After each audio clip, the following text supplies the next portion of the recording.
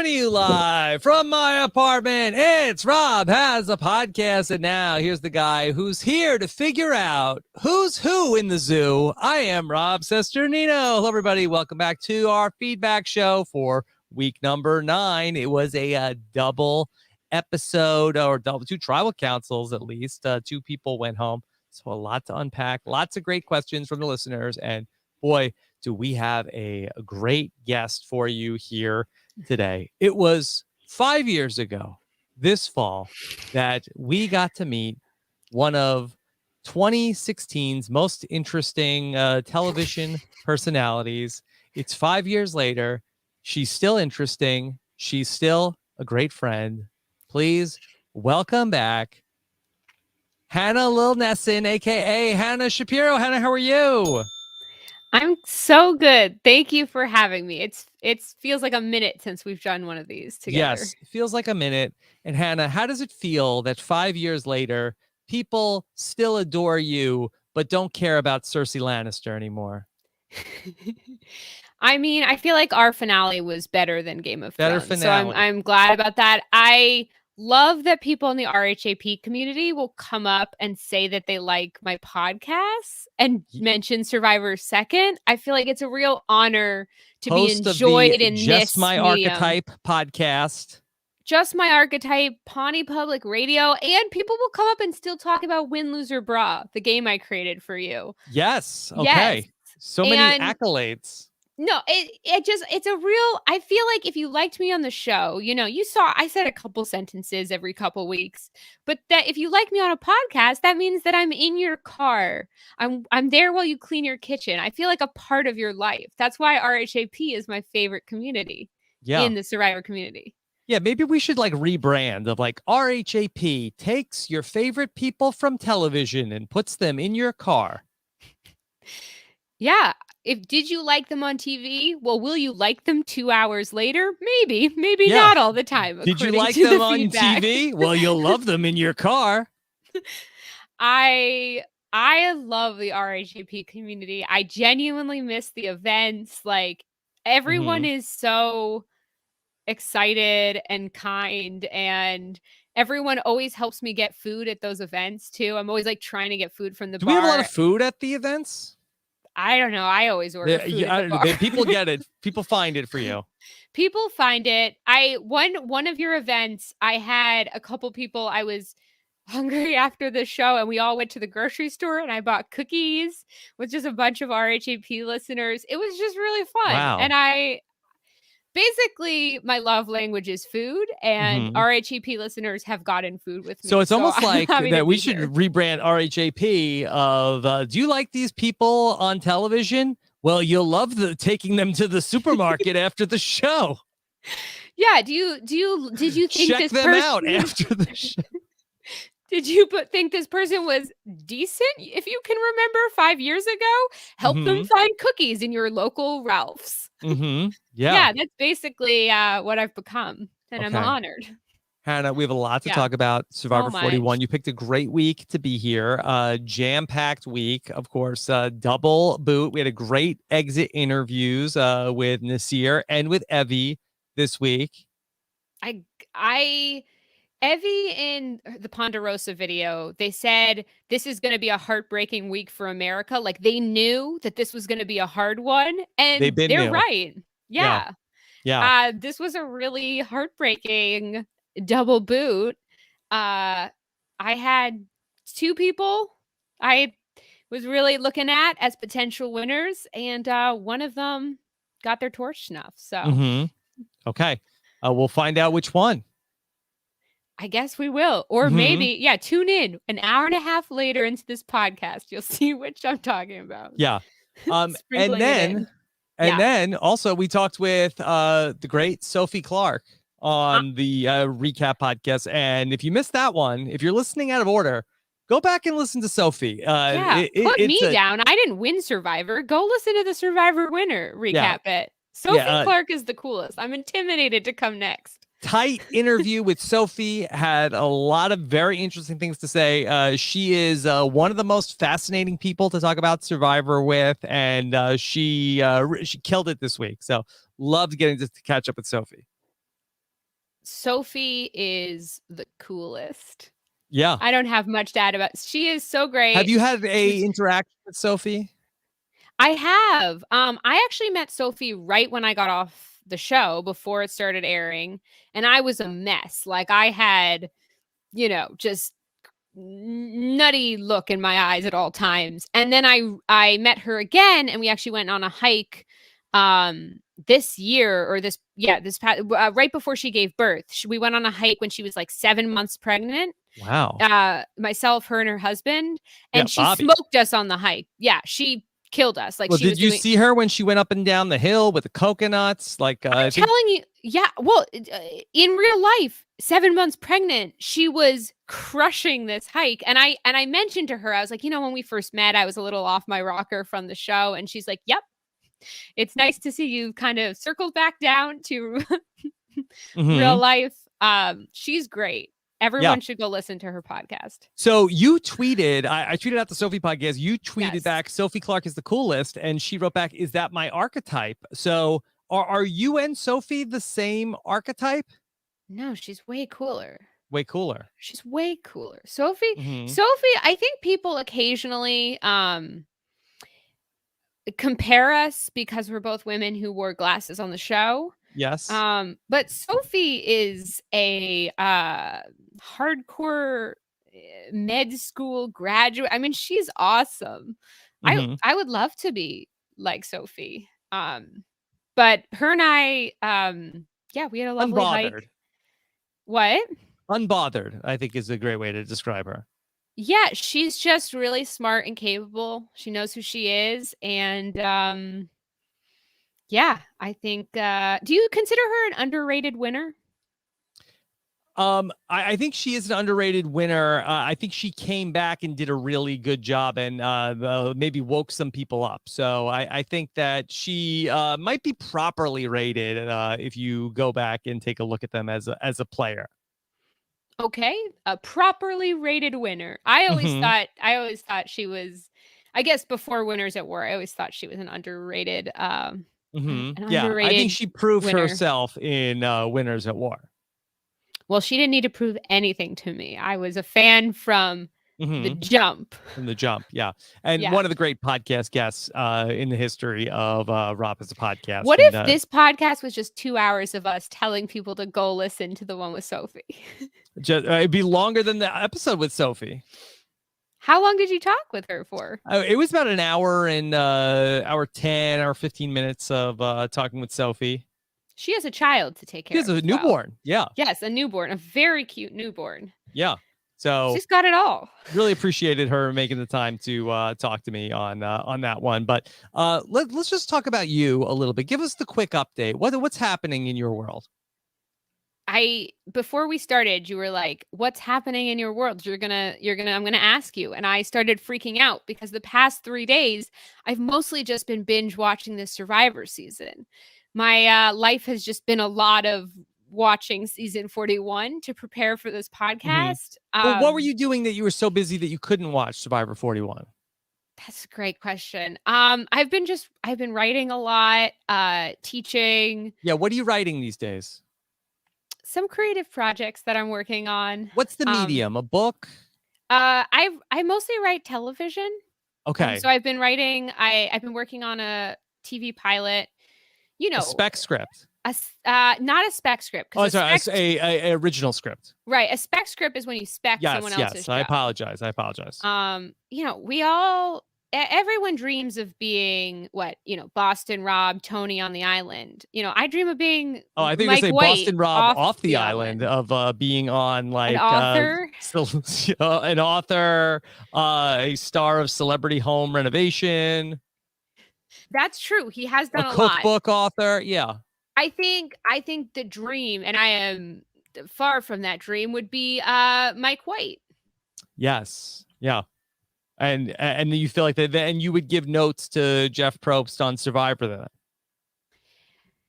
It would be an honor to get to add even more silliness to whatever, I think of this season as a sort of a Jumanji like interpretation of Survivor. Yeah. because Jumanji, and of course, are you referring to the Robin Williams movie? Yeah, the original Robin Williams film. I'm referring to the original film that gave me nightmares for a year. Right. Right. I remember when I was in college, I think that there were people that talked about how they were going to take LSD and watch Jumanji, and I was like, "You guys are crazy." That's a bad idea. Now you could basically do that with Survivor. It'd be the same experience. Yeah. Yeah. I'm not sure I'm talking about Mike White in the context of Survivor, but Mike White, the football player. Mike White, the football player, is definitely what I'm talking about. Yeah. And also Mike White, great Survivor player. I mean, in reference to his edits onto the season. Although I think it's fun. I think it's fun that he gets off the island to whisper in Probst's ear. Have you watched Survivor David versus Goliath on Netflix yet, Hannah? Is that what you've been busy doing? In its original form. Yes. No, I've been busy writing and prepping. I'm driving to Colorado with my dog. Yes. For the holidays. So I've been busy writing and working, and but listen, I am fully caught up. I watched it sort of like a movie, like a 8-hour movie. Okay, so how did Survivor 41 play on a binge? Sort of similar to how Jumanji on LSD would play on a binge. Yes, you felt like things were jumping out of the screen. This was a whole new world. I mean, it felt a little bit like some parts felt Jumanji, some parts felt Blue's Clues. I know that there's an element of game within the game for the kids, and Jeff is suddenly talking to us. But there were also a lot of parts of this new form in a binge that I appreciated. I know people are probably mixed, but I love the flashbacks. I like seeing images of their actual life. I feel like it's a quick way to explain someone. I'm really glad. What would they have shown in your flashback? Yeah, I'm worried that I'd be a little bit like JD. They'd be like, she was uncool in middle school, and you would just see images of the sort of things I wore in 7th and 8th grade. I'm afraid that it would be a lot of prepubescent me playing angst. Yes, a lot of yes. But I really like that, and I like, when used correctly, the use of flashbacks, because my favorite moment this season, or one of them, was a flashback, which is Nasir realizing Nasir had the idol. Yeah. And him saying the phrase, and then the flashback, I gasped. I went, yeah, no way. It's a great moment. It was a great moment. So I think, and I love the music too. I think the score is excellent as like a binge movie. Both Shan's additional song and just all the music, I think, is. So yeah, kind of a kooky movie, but definitely some elements I enjoy. Hannah, just speaking of watching things on a binge, are you hoping that Survivor Millennials versus Gen X gets added to Netflix next? That I think that there's like a non-zero chance that, we could see it appear on Netflix soon. Is it? Because we're on Hulu, I think. Well, if you want to be where people are going to see you, get off Hulu. Do I want to go through the process of people reaching out and telling me that I shouldn't have been fighting with Zeke and Adam on a beach again? Yes. That's terrifying. No, that's terrifying. Right. I really feel for people who maybe don't want feedback on their worst moments 10 years later. I think of Eric's season coming back in particular, but you know what? It is back. Yeah, it is. Yeah, no, I know. You know what? I'd be honored if 33 was on Netflix. I still think my season deserved a higher rating in your overall ratings. I stand by it. Well, I very much enjoyed going back and watching your season. And we got to speak right when I had rewatched your season and you had watched the Amazon for the first time. And they definitely don't need to put that on Survivor Netflix, yeah, you want Amazon on Netflix? No. Ready? Do I get a vote? No, pass. I'd rather they put Survivor All-Stars on Netflix. Yeah, I loved rewatching Amazon also as a binge. I watched Amazon in 2.0 speed, baby. Mm-hmm. Yeah, as it was And intended. Okay. as it was intended to be. All right. So, Hannah, anything else big picture in terms of watching Survivor 41? Do you feel like it's truly a new era? Do I feel like it's truly a new era? I feel like it is at this point accepted itself as a different version of what it was. I think it's sort of like if you hadn't watched Survivor before and you hadn't watched Lost and they just dropped an episode of Lost into this season but put the Survivor logo over it, you might think it was the new era of Survivor. Like it's a bonkers world we're living in. You feel like that they're sort of like breaking the rules of physics. This mystery might get explained later. I mean, they time traveled. Yes, sort they of. did time travel. The whole I'm it might not have made sure. more sense on Survivor than how they did time travel. Oh, we're talking about Survivor. See, I didn't even know. Yeah. There were monsters in both. Random numbers to remember. Mm-hmm. Mm-hmm. There was there something equivalent of the others on Survivor? It was Nathan, the guy who came and taught them how to, catch fish, right? Yeah, that's true. Yeah, it's a bit of a Jeff Probst fever dream, and I'm not against every element of it. I think, you know what? I'm sort of, I listen to parts of the Sophie Clark podcast. I'm sort of with it. Let's grab the time travel by the horns and let's jump on in. Mm-hmm. Yeah, folks. All right. Well, Hannah, do you have any thoughts on the votes this week? Did either of those two tribal councils that we saw really bring up anything that you wanted to touch on here before we get into some feedback questions? I mean, I think both were heartbreaking. I mean, I think audiences will agree. I think Evie and Nasir were both really enjoyable people. You had different people that you don't like that you wanted to go home, right? I don't have anyone I particularly am like, oh yeah, you're messing with me. Yeah, and I will list names now. No, it's going to be heartbreaking no matter who goes home with this group. Yeah.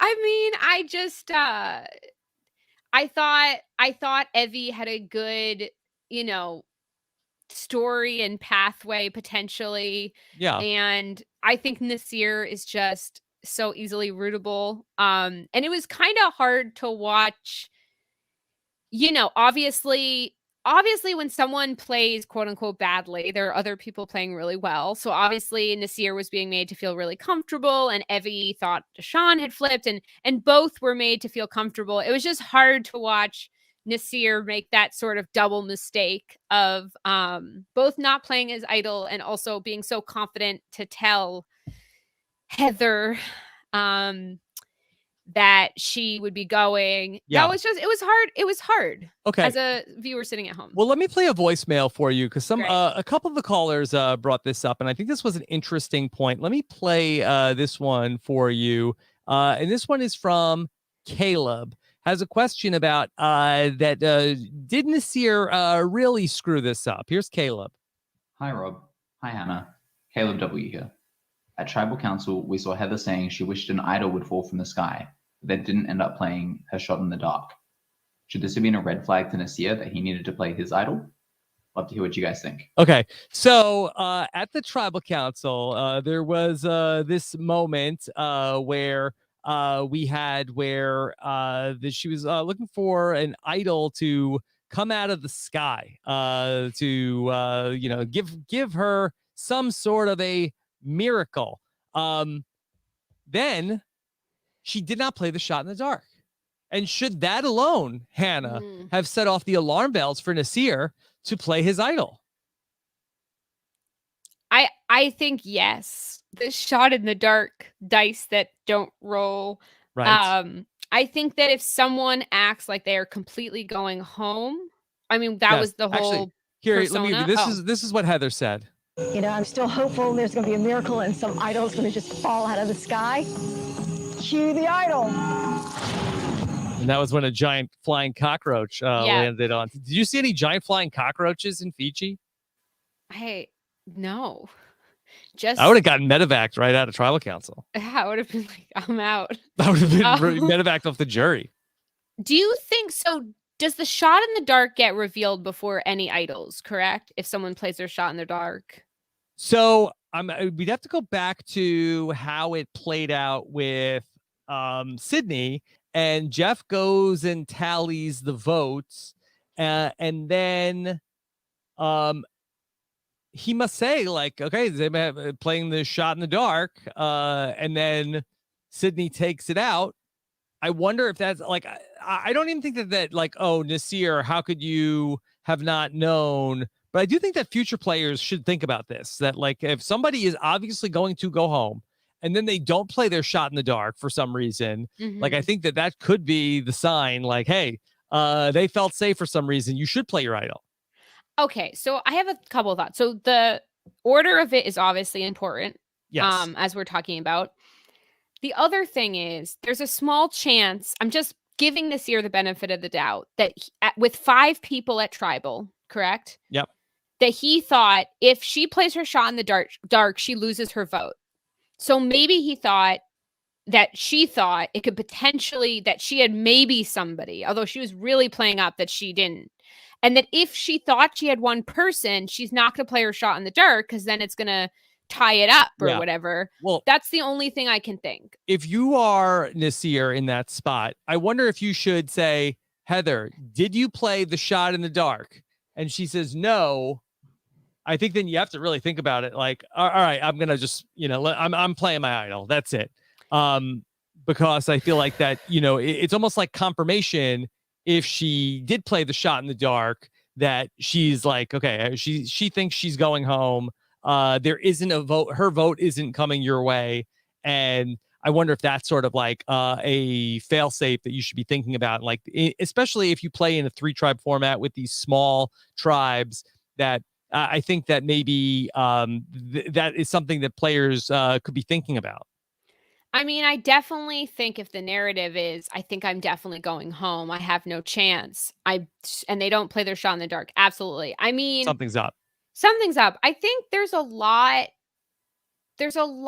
of forgetting that everyone thinks they're the protagonist. I think Nasir sort of, he kind of tells Heather, you're going home. I'm so sorry. And he gets so comfortable in her acceptance that the shot in the dark really changes everything though. That was a half thought turn pivot. But it's interesting because in the Ponderosa video, he tells Evie, I really trusted Shan. She's a pastor.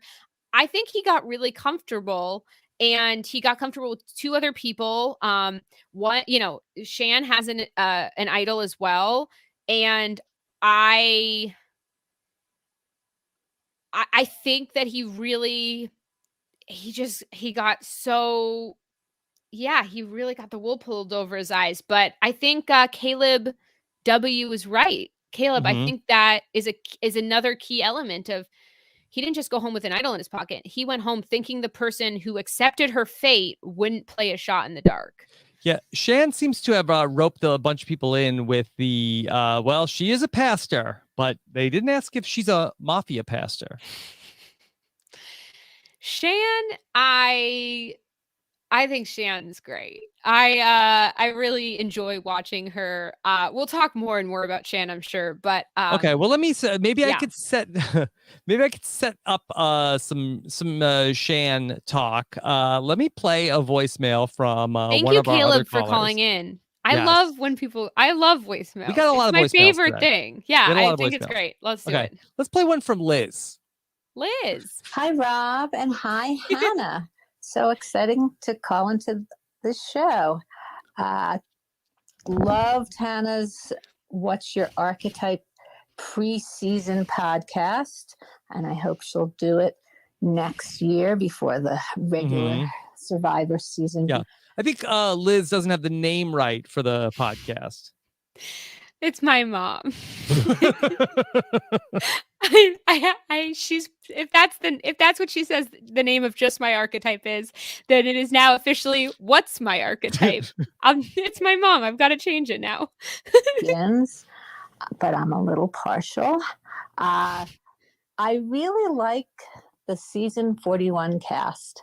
I think that's what's best about the show. I'm happy CBS finally gave us a diverse cast. Not so happy about all the little advantages and twists and turns. I don't think CBS had to change a good thing that they had. But it's always good to experiment.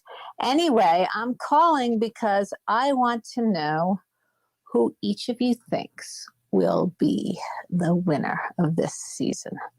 And tell me why you think that. Thanks. Okay. It's my mom. All right, CBS, Liz, not loving all of the Jumanji-like twists. I want to say I think it's one of the best casts in a while. I think that if we had seen this cast do better than Winners at War, I don't count that. That was some sort of dreamlike state. I just of new people, I really think that if they had a longer season and maybe less of this new thing, we would be more focused on the casts, which I think they're all so dynamic and incredible. Can I say something that I think that this cast is incredible, but I feel like that with a couple of exceptions, that I feel like that the issues with Survivor, I feel like that casting has been great for some time. Like I feel like that even throughout the 30s, I think it's hard to point to a season of the show where you say like that cast was actually a bunch of duds. Like I really feel like that they've done very well. I mean, throughout the 30s and into the new era of Survivor, and while they've hit the diversity this season, like I think that they've found really good people to play on the show for some time now. Totally. I've noticed in this cast in particular that the work the Black Survivor Alliance did to push diversity, just to hear from so many different voices, I think it not only is good overall for diverse contestants, but I think it's more fun to watch. It's more fun to hear diverse stories and not just like And giving them a compliment. I guess I said one of the best, but saying that they're fantastic is not to shit on any early 30s casts or anything, but it's just to say I agree with my come mom. a long way since like the Survivor One Worlds and like the real like dog days of like Mactor casting on the show. Yeah, I think it's clear this season that they're all having fun as well and that they're all fans. It's just and that they each have some story coming into it that we get to see flashbacks to. So I don't know. I think it's great. Yeah. But my mom asked for our winner pick. I mean, at this point, I love coming on a podcast completely unspoiled because I can, make bold swings. No, I'm completely, I would be, quote me here, I will be very surprised if Shan does not win. You are a Shanna. I just think, and listen, it's not every season of Survivor that I think Shan would win, but I'm talking about particularly this season with this group of people and this format of the show. I think, and who knows, I could be wrong. I've been wrong publicly on national television before, but I think that Shan is doing a fantastic job of building both relationships and playing this new format. And while, she has gotten a little messy and we can talk about it, I think that it's interesting. Even in the previews, it's like, how do we weaken Shan? And I know she has an idol, which is part of it, but it's like, let's get Liana out. How do we weaken Shan? Let's get Ricard out. People, and I get it with the idol, people aren't aiming their torches at Shan at the moment. They're aiming it at her allies to try to weaken her. So I feel like if she can get out the people trying to get out her allies, or time when her allies get out, combined with whatever time travel or advantages come up, I see her being the sort of powerhouse story of the season. Okay, well, let's drill down from the macro to the micro of this week. Did you think that Shan made the right call this week to go after Nasir instead of get out one of the other targets she talked about, like Erica or Heather? So I feel like this was a tricky thing because I don't know. I think that if she had just pressed a button and got in her way, it would have been, I mean, obviously Erica, but Erica had immunity. It would have been Heather. But what Shan had to do this week is decide how much she wanted to keep Ricard with her.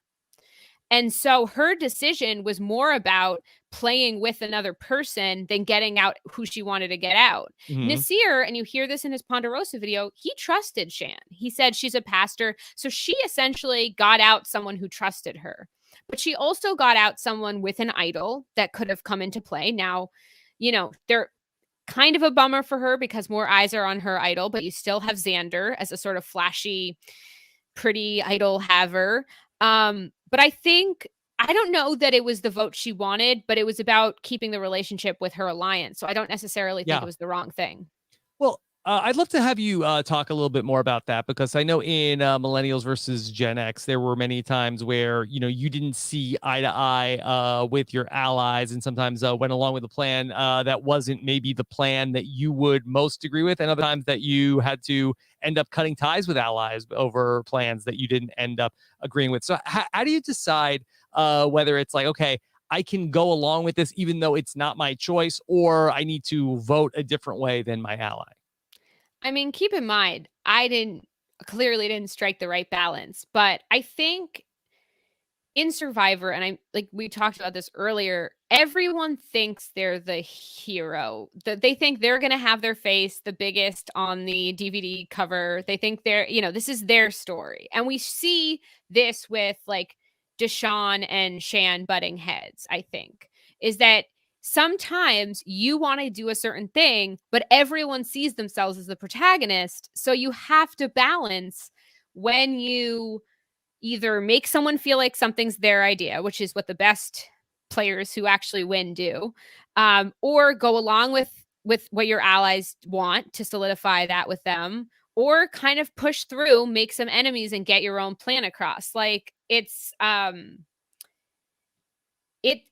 not always the right choice to get exactly what you want if you lose all your allies in the process, but it's also can be the wrong choice to too much go with what your allies want, because you need to, have made decisions throughout.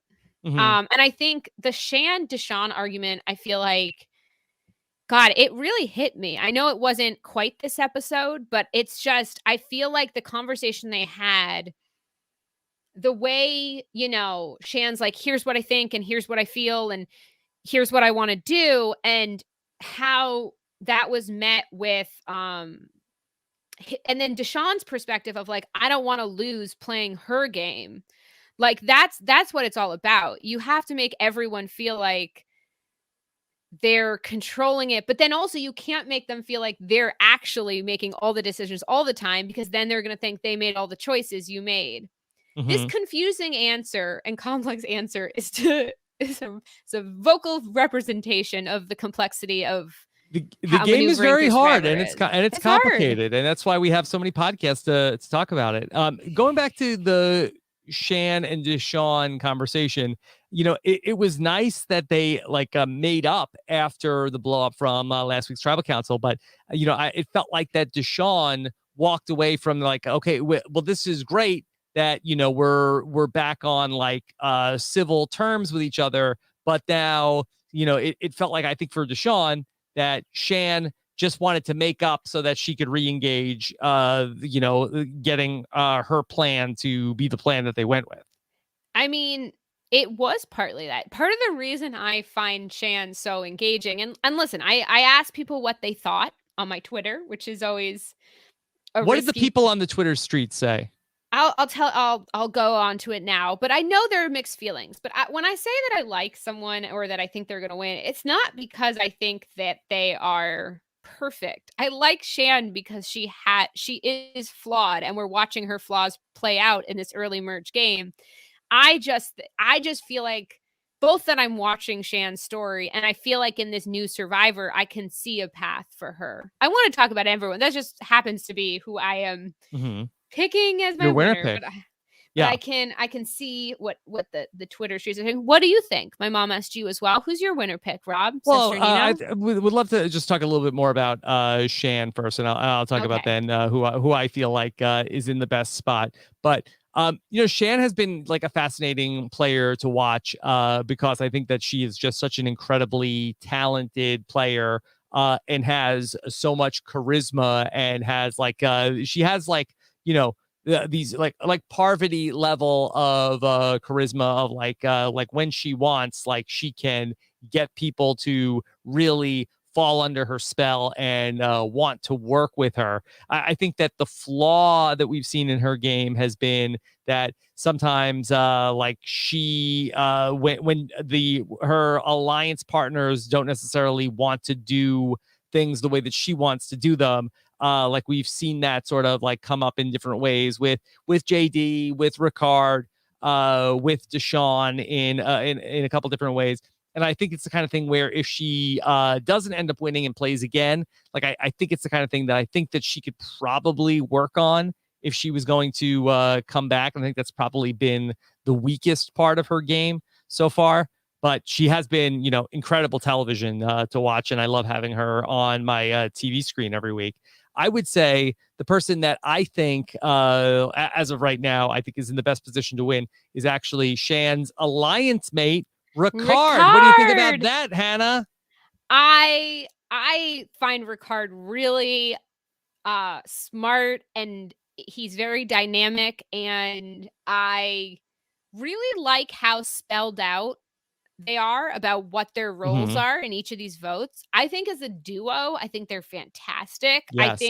I love the way Ricard explained it of like, I get the ball rolling. I have like the mechanics of the vote, and Shan's like the closer. And I also like that they're just an old married couple. They just bicker all the time. I think this past split vote with Nasir and Heather and how they used the extra vote and how they came about that was really high level Survivor. Yes. And it took me many Post-it notes. I showed you my Post-it notes to figure out what the heck, why Shan split her vote and what they were worried about, which is they were worried about Erica and Heather potentially trying to vote Shan. And then that would mean that if Nasir played his idol, then there would be enough votes to get Shan out. I think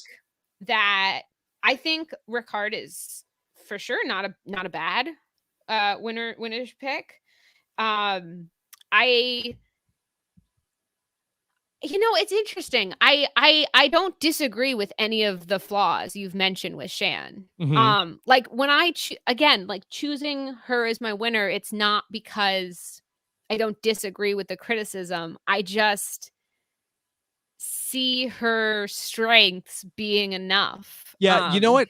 I feel like that Shan is maybe almost like a Tony, even like a Tony from like Tony's first season, where Tony was capable of making like these like incredible moves in the game, had a bag of tricks, was able to like really like win people over, had people like falling over themselves to work with him at times, but also like got into a lot of feuds with people. But Tony had a Trish who came in and was able to sort of like after, Tony got into a blow up with somebody, could sort of like, okay, Trish would come in and say like, okay, he doesn't mean it. He does, that's just him, just like, and like was able to like sort of like patch up a lot of the riffs and clean up, do like some sort of like PR and damage control. And I feel like that maybe that type of player would be a more ideal alliance partner for Shan, somebody who was just sort of like the, able to really just do damage control and, use Shan's strengths. And then this other person, this other partner could sort of just, like smooth out anything that like any dust ups that happen. I don't disagree with that. And it's been a hot minute since I've watched Tony's first season. I think, push back in two ways. I think one is that, yes, I think Shan can be pushy about her opinion. I also think that she's not yelling at anyone. She's really just standing her ground and saying what she wants. And she's a little mob bossy, but it's so hard. Mafia pastor. When you make everyone feel like things are their idea, right? When you go with people too much, especially as a lady, you tend to get a different narrative. And that balance is so hard. And while she doesn't have Trish, she does have a very important person, which is Leanna. Mm-hmm. And I was thinking a lot about this. I thought a lot about Leanna the past couple of days. So she's been on my mind. Because I love their moment on their journey. I have been waiting for one of these freaking journeys to lead to bonding. Because every time they'd go there, I think about the peanut butter jelly thing my season. Yes, the summit. You didn't get to go on the summit, right? I didn't get to go, but I felt like if I did, this would be the goal, which is to actually use the summit. And I've been waiting for people to actually connect. And we see it a little bit. Paul Wachter couldn't capitalize on it. Yeah. Figgy and Dave did not fall in love at the summit. She already had someone. And so I've been thinking of how they had that moment. And I was specifically thinking about why they referred to Leanna as Shan's minion. And I was like, why is this the dynamic? And the impressive way, and there's two things to this. The impressive way Shan was able to convince Leanna to not only join up with her, because that part benefits them both, but Shan got Leanna to turn on her original turtle tribe. Mm-hmm. And Shan didn't have to do that. I know she only had one person, Ricard, but she didn't have to do that. She got Leanna to turn on her people. So it really feels like she's the one pulling. And I was thinking about, and I know Leanna clearly seems annoyed with some of her original turtles, but like, to me, a lot of it comes down to that age dynamic. Because the person I was talking this over with a friend who was like, Leanna's 20. And I was like, oh my gosh, Leanna's 20. Leanna is, and she's killing it, and it's not, but she is 20. And Shan is like this fully formed 34-year-old woman. And as a woman soon to enter your 30s, not that age is always the defining thing, but you hear we're going into younger audiences, all this stuff. Like, I think that's a part of their dynamic. And I think Leanna's loyalty and willing to go with Shan and her allies is key. And also Ricard is key. Like, yes, Shan doesn't have Trish, but she has Ricard and Leanna, and she has got your winner pick. And I think, does she? For some amount of time, and I think it's for the right amount of time. What is Ricard's story to the end? Well, I think that who's he sitting with? What's his story? Well, I don't know, but I would say that if I was going to draw it up, I feel like Ricard goes to the end with like Erica and Heather, right? I feel like that Ricard is the person that I feel like that is, working with Shan and telling Shan like, hey, it's just you and me, but is also the person who's putting like a little bit of poison in other people's ears. Like, how she is, like, look, like, let's just keep this between us. Like, he's the person who is sort of like, I think you have this person at like, if you in a lot of different like corporate environments where like, I think he is like very much like feels like he is your friend to your face. But I think he has like that relationship with almost all of the other players in the game where I feel like that he could hop to really whatever alliance he wanted to as a number, and nobody's looking at him right now. And I just feel like that Shan, who just has almost like is a victim of her own success, like has done too well in the game here at 8, where everybody's looking at her. And I feel like that person, it's tough to be that person and now ride this thing out, where even in your season where everybody's looking at David of like, oh, David. Now it's almost like, well, is anybody going to take a shot here at David? I don't disagree with you. I think that if anyone could take my winner pick from her win, I think Ricard is a really good prediction. I guess the difference, I see in the preview, they mention Deshawn kind of targeting him. And then they also mention Ricard is someone who's mentioned. I think a difference, there's a bunch of differences, but I think a difference is drop the 4, keep the 1, add 30, divided by 7, that whole thing. I think that if Shan, maybe on a season where there's no time travel potentially, but on this season, if she can pivot the votes, maybe to Deshawn, maybe make an argument for Erica, who other people have seemed to want out for a while. Danny's there. He's a very traditional player. If you can make an argument for a few more votes and then a little bit more time travel happens, I can see her coming through because of the Jumanji type season. I think she's, maybe in an older school season, someone like Shan at 8 couldn't get there, but maybe in Jumanji meets Blue's Clues, she's got it. Okay.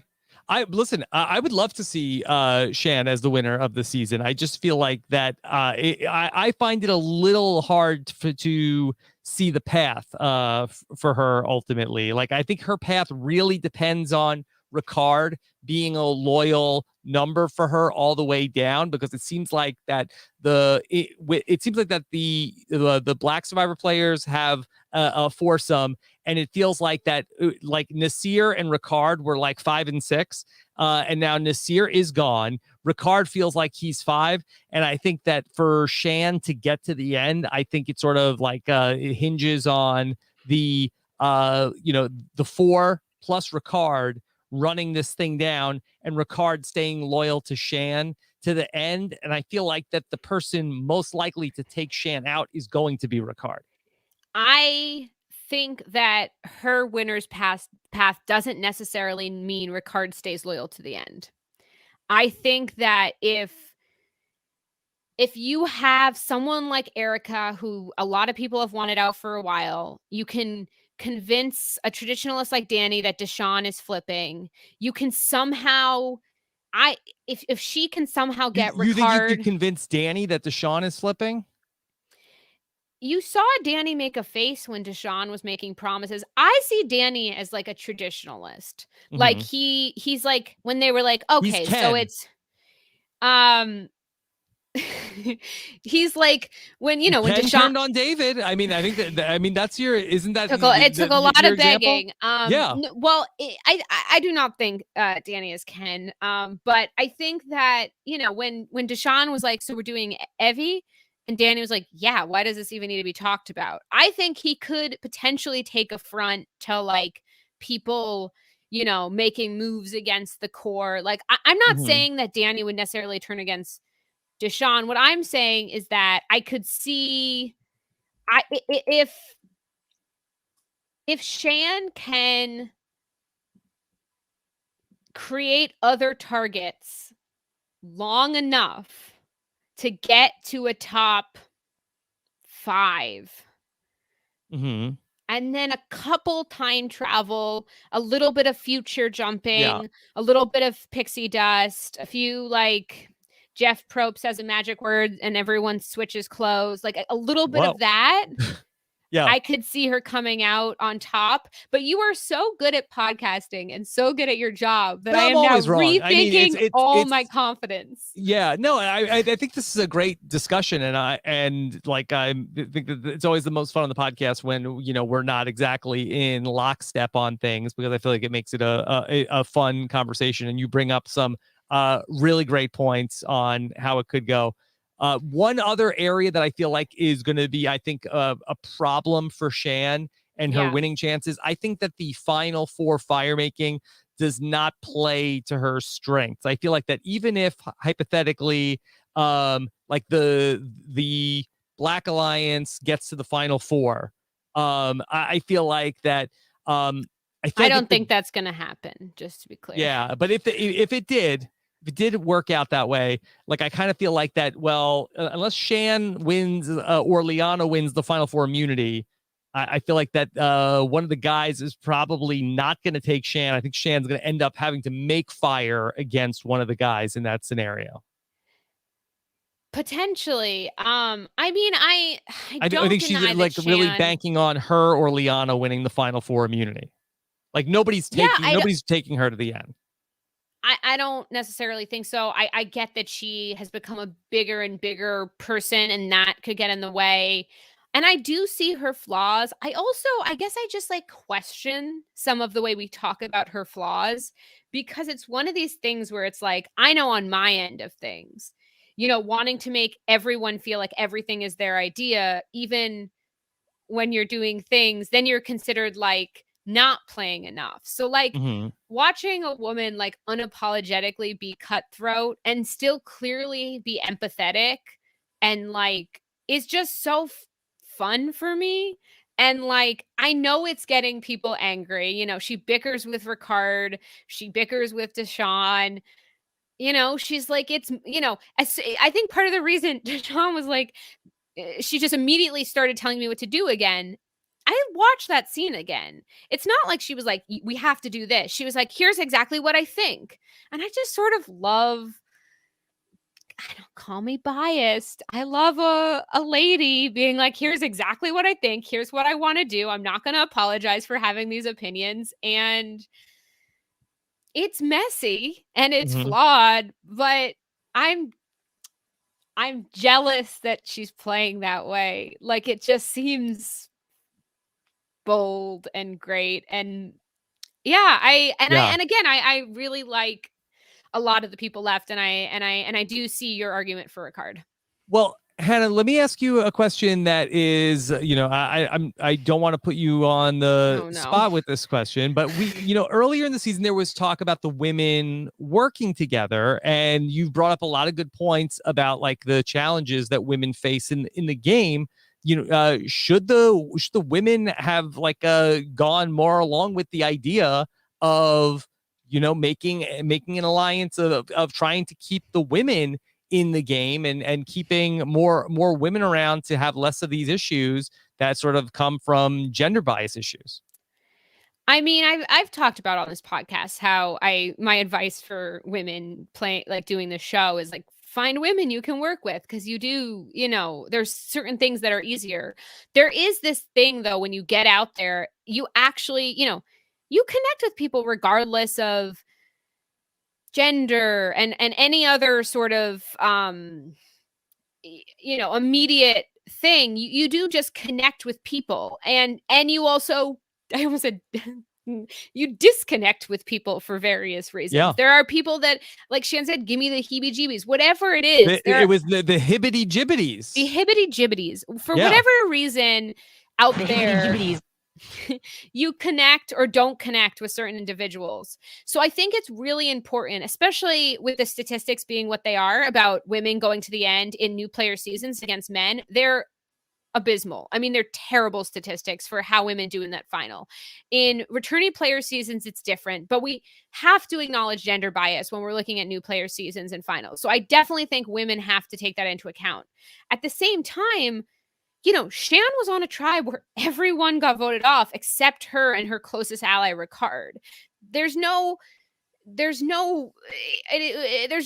gameplay in throwing away, the people you're actually connecting with. We're also talking about in one of the most diverse seasons ever, 4 Black players coming together and talking about race, which I think is really important as well. So she shouldn't reject that either to just work with women. So I think that it's important to keep in mind, but you connect with who you connect with, which is why you're, even with gender biasy and like all this stuff, you're going to take that on because you just work better with some people over others. Yeah, incredibly well said. And, I love the part about you connect with who you connect with and you disconnect with who you disconnect with. Yeah, I mean, you're cast to make best friends and enemies. That's what casting is. They find people you're going to want to, I almost said jump in bed. That was too sexual. You're going to want to, work with, and they're going to cast people who we saw Leanna this episode not being able to stand Xander. And maybe it would have been in a better game to work with him, but for whatever reason out there, they're both young. He's 21. Well, yeah. Can I give you my theory on Liana and Xander, where I feel like that, she seems like pretty fixated on Xander, that Xander less so, would like to see her out of the game. I almost feel like that, are they kind of at the kids' table at Thanksgiving where they're sort of like, well, I've got to outlast the other person. Like I'm the 20-year-old on this season, where everybody else is kind of like significantly older. Is there anybody else that's still in the game that's even in their 20s? That is a good question. I don't want to age someone up. No, Erica's 32. Ricard's 31. No, I think these are a bunch of old fogies, I say as someone who's going to enter their 30s soon. That's an interesting theory. I think Evie's in her their 20s. Evie is, drumroll please, 28. Yeah. So Evie was the other youngest person out there. That's interesting. My guess would be at 20, Leanna has met a lot of Xanders in her life. I think Xander must remind her of certain people that are potentially in her life that maybe she doesn't get along with. I think, there's probably moments we're not seeing. I do think I thought she was pretty funny this last episode with, because I can relate to not being able to stand certain people past the time. I mean, you're hungry, you're tired, and you're just like, let me get them all out of here. But yeah, that would be my guess. I feel like you said we have a lot of voicemails. I don't mean to talk over all these voicemails. I'm so excited to. Okay. All right. How about one? Okay. We're talking about Liana. Let's take a question for you from Kiana. Here is Kiana. Hey, Rob and Hannah. This is Kiana. So going into the season, I had a lot of hope for a potential female winner.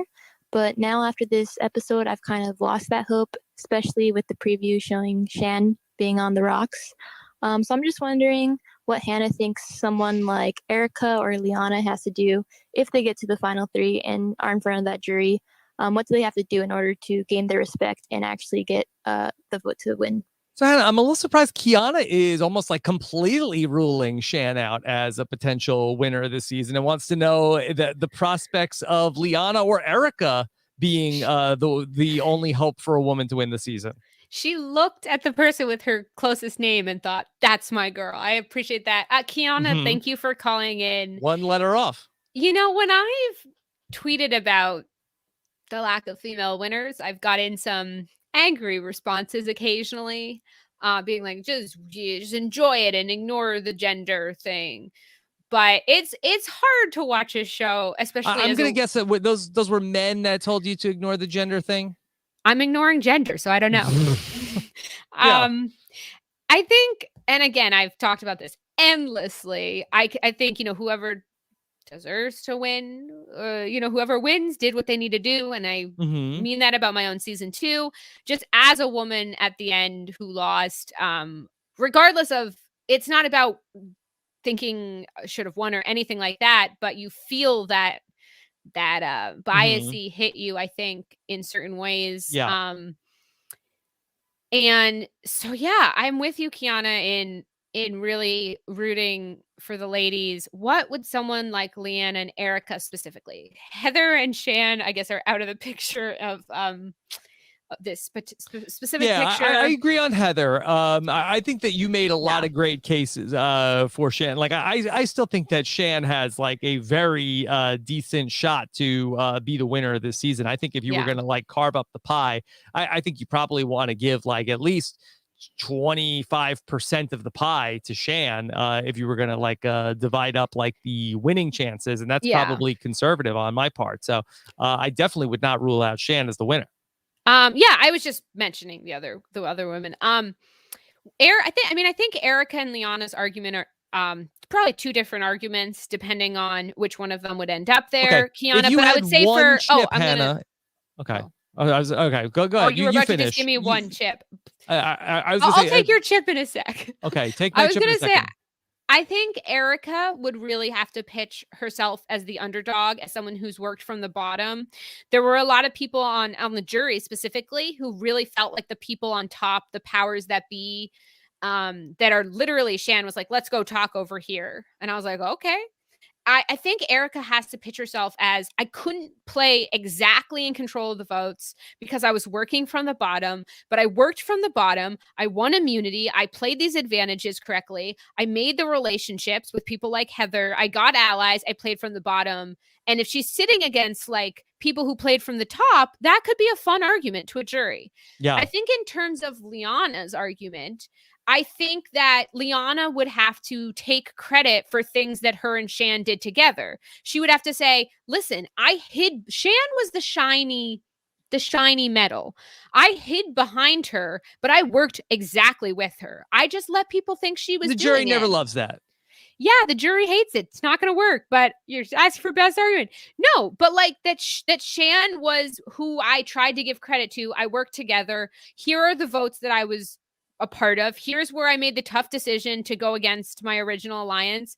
I think Liana has more of an uphill battle than Erica in a final three. Do you disagree? Anyways, what's my chip? I agree with you. No, I was gonna say, okay, I think I give you one chip to put on either Liana or Erica. Where would you put it? I think we're on the same page. Erica, we would both go for Erica. I think that Liana has a much easier time to get to the final three, but it's hard for me to imagine the final three configuration where the jury awards Liana the win. I think perception becomes reality. I've talked about this a lot on podcasts, and it's not that I don't think Liana is actually a participant in her and Shan's discussions and all of that, and a key part of what's happening.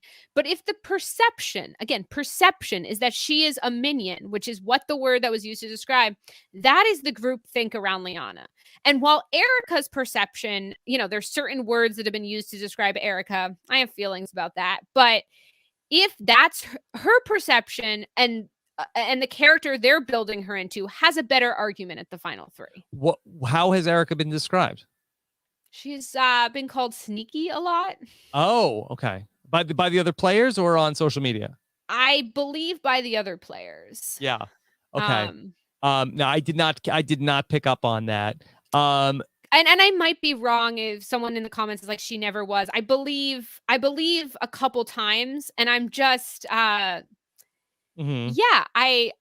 like Erica. I think she's fun. I like her a lot too. I feel like that she's really started to emerge since she got sent to Exile Island. Like I feel like that she's been sort of like this spunky character in the show.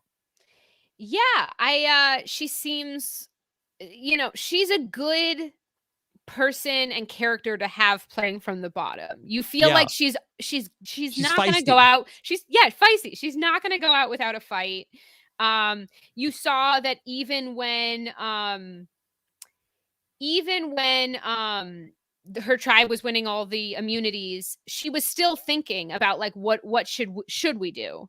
It feels, I do think her and Liana have a similar funny confessional thing where they both have had moments where they're like, and now I become a survivor player. Like, this is me becoming the true survivor player. Mm-hmm. I'm a lion now. I'm a lion. I used to be a squid. No, wait. Squid? You don't go from squid to lion. I don't know. Anyways, Kiana. She's a lamb.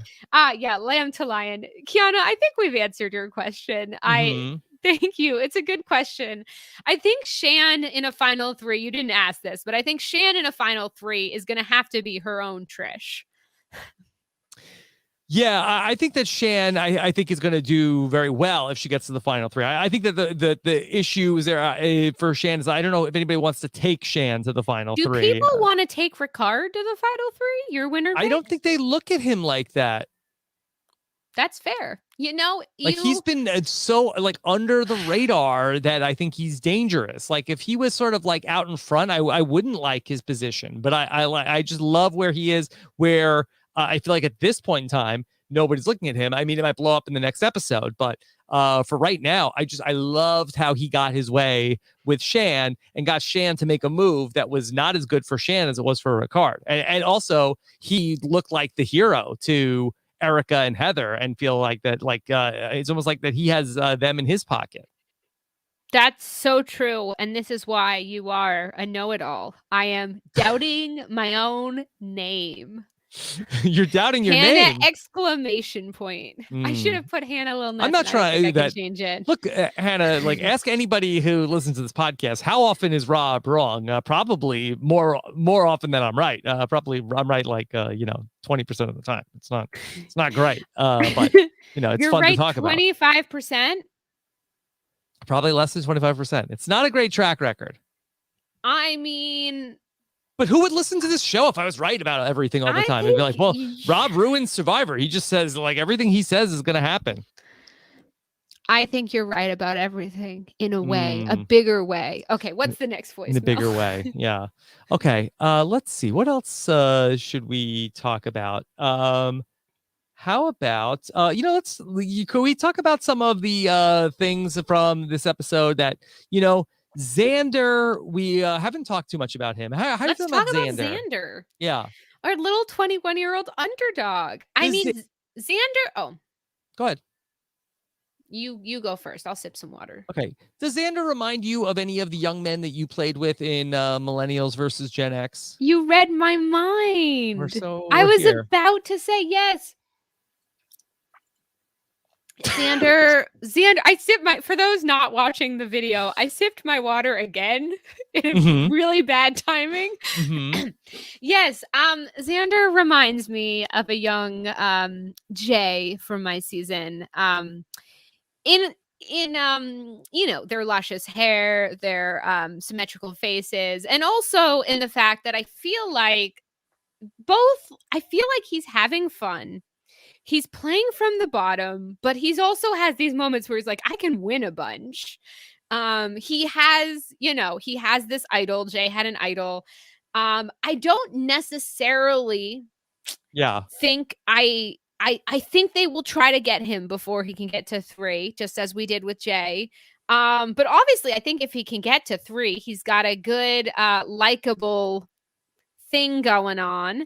Yes. But I think Xander is key to either of our winner picks games. If Shan or Ricard wins, I think having someone like Jay out there who is just handsome and winning everything is really helpful, unless they win their way all the way to the end. It's a good shield. It's a really good shield. And Xander, unfortunately, doesn't have like the most allies left in the game. And he's got, sweet Leanna is not happy with our boy Xander. Not liking his symmetrical face. She specifically said she didn't like his face this episode. And I feel like that's a weird criticism of his beautiful face. No, I just think I think being athletic and beautiful can be a real hindrance on Survivor, even when it can help you certain seasons. I think he just stands out. Well, do you think that had JD stayed into the game, do you think that JD and Xander could have had a Adam and Jay like bromance? It's a really good question. Maybe that's the bromance we truly missed. I don't know. I feel like a player like JD would be potentially intimidated by a Xander. I think I can't. I mean, because he is also so young. Like, I think that I think at 21, he also might that might be a hindrance to him. But other than being so young, he really is, he's, athletic. He has advantages. He's not pissing anybody off, really. Because he's not in the Power Alliance. Again, it's these people on the bottom: Erica, Xander, Heather. They're pissing. It's easier to not piss people off at the bottom. I've talked about the gamut with Xander. None of it made sense, and I hope I don't even remember the original question about it. Yeah, we were just talking about Xander a little bit here, and so let's see. So Xander, that he. We found out a lot about Xander in this episode. He won individual immunity. Yeah. And he talked about how this was such a dream of his, literally. Oh my God, to have this moment and like this challenge, I've dreamed of so many nights since it's aired. Yeah. Did you dream of any challenges before Survivor? Definitely not the challenges. I would say I'd have nightmares about the challenges. Yeah, that makes sense. You asking me if I dreamed about these physical challenges? No. Yeah, no, I just think that was a weird thing. I've never heard anybody talk about how they dreamed of specific challenges before they went to go play Survivor. And he said he dreamed of it many times, but that's not all that Xander dreams about, because we also found out that Xander dreams of something even more bizarre. I have been dreaming of stew, and it hit the spot. Is this just like a verbal crutch that Xander often uses of "I have been dreaming of ... because that dream bigger, Xander. You could dream bigger than challenges and stew. He's 21, Rob. Let him, this 21-year-old, dream of challenges and stew. Yes, the old story, the average 21-year-old man dreams of stew 4 nights a week. That's what science says happens. Yeah, but this man loves stew. He can't get enough stew. Listen to this. By the way, Jeff, you undersold the hell out of it. It was so good. Hearty potatoes, warm broth, carrots and onions, and that was exactly what we got. Stop it! Stop trying to make me think that stew is good. Stew is the worst. Worst food. There's nothing less appetizing than stew. It's got a stupid name. Stew. I hate stew. You don't like Outback Steakhouse's stew? I wish it was Outback sponsored. Steakhouse has a stew? No, they Outback Steakhouse sponsored the Merge Feast, and we had to hear Outback Steakhouse's Merge Feast so many times. I wish the stew was sponsored. I wish it was Who would sponsor Applebee's stew? Campbell's Soup?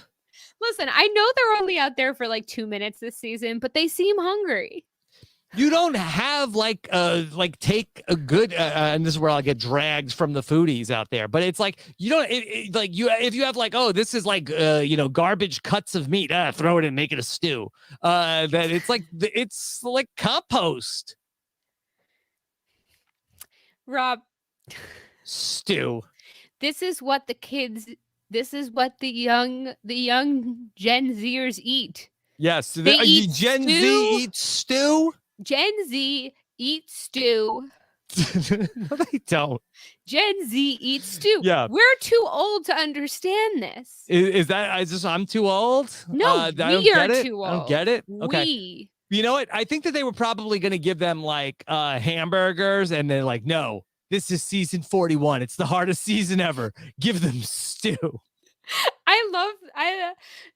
Next week it's just like spam and give them a Lunchable. Listen, I would think that stew might even be better than Fijian pizza, though, as has been mentioned on this podcast many times. I've heard. But I mean, okay, fine. I'm starving. Stew. It was fine, Jeff. But don't go off. By the way, Jeff, you undersold the hell out of it. It was so good. hearty potatoes, warm broth, carrots, and onions, and that was exactly what we got. Oh, carrots and onions. Oh my God. Warm broth, gruel. I mean, it did seem to be raining that last day, which both makes it hard to strategize and makes stew taste better. Yeah. Also, is chicken and beef stew even a thing? Have you ever heard of that? What are the other? Pick a lane, stew. This just feels like chicken or beef. I think it's because I feel 85. And in this moment, you feel like an 85-year-old too, yelling at this young 21-year-old for the hip Gen Z choice is to old like people stew. food. The young people don't eat stew. Young people eat stew. Everything's coming back. Bell bottoms, stew. Stew is coming back. Stew is coming back. I'm too old to get it. Let me do a Twitter search of stew and see who's tweeting about stew. Latest stew tweets. Okay, let's see. Some people named Stew. I'm not seeing any like in context stew. So here's one person. Beef stew of some sort. Has a picture of stew. But wait, what are you Googling? Gen Z stew. That's it. I'm seeing if there's young people talking about stew on the Twitter. Gen Z. Okay. Nobody's how like, to cook up Gen Z stew. Okay, here we go. What's in Gen Z stew? And then a Vox article, how it went viral. I don't know. I'm old. I just Google a YouTube video. Oh, how to make Gen Z. Oh, no. This is not about actual stew, I don't think. Oh no, this is a joke. That's nothing to do with stew. Okay, how a recipe goes viral on Instagram by Vox. Allison, yes. Okay, hashtag the stew. Yeah. Okay. So yeah, I don't know. Like, look, maybe like tell me, we have a lot of young listeners. Do you like stew? Yeah, I want to know for the kids out there, do you like, I'm not as against stew as you are. There are good stews. There are like rice stews. Rice stew? Yeah, like stews with rice in it. Is there I'm doing a lot of Googling a base? now. What is a rice stew? That just sounds like that you were boiling the rice and just pulled it off before you just strained it. I think there's a stew with a rice in it. Let's see. Well, no doubt. I mean, you probably just throw whatever garbage is lying around and call it the stew. This is a thing. This is a delicious thing that we're all going to make together. Of rice stew. You undersold it. The rice. Tomato rice warm water. Beef and rice tomato, stew. Argentinian stew. Beef, rice stew. Hearty potatoes. Stew. We've gotten off track. Onions, our Gen Z food habits and food. This is really, I'm old. Salt, pepper. Let's see. How do they like to eat? My goodness. Okay. Stew. They're willing to try new things. Yeah. Okay. I'm too old to be Googling this. If you're a Gen Zer, go to my TikTok at Hannah Lil Nesson and tell me if you eat stew. And I'll duet it or stitch it. Oh, TikTok stew? I don't know. That's where they are. Hannah, okay. Okay. Talk to me about Heather a little bit. We haven't really talked about Heather. How are you feeling about Heather? Well, I was listening to bits and pieces of the Sophie pod, not the whole thing, because I didn't want to just because I love her, just say everything Sophie said. And Sophie was, gave some insight about what it's like being a mom and how that's changed her perspective on this idea of the survivor mother. I don't have that perspective. I will say, I got my dog, so I'm good. As a dog mom. No, I was very confused. I love Nasir. So this is no shade on you are as confused as a goat on AstroTurf. Yes, as a broccoli wearing a top hat. I was about broccoli. Wish there was some broccoli in that stew, though. I was confused about why Nasir kept calling her mama, why she's referred to as a mom. They seem close in age for him to call her mama. I looked it up. I believe she's 52 and Nasir is 46? 47. 47. Okay, 40.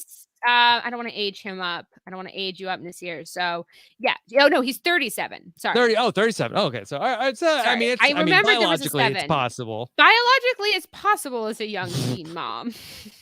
But they're not, she would be a very young teen mother. I just wish we stopped calling every woman over the age of 40 mom. I get it. She's talked about her kids and how proud her kids will be.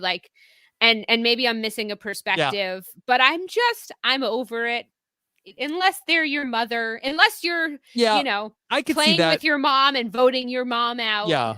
I feel like that might be just be a Nasirism as opposed to like any other players are calling her mom or mama.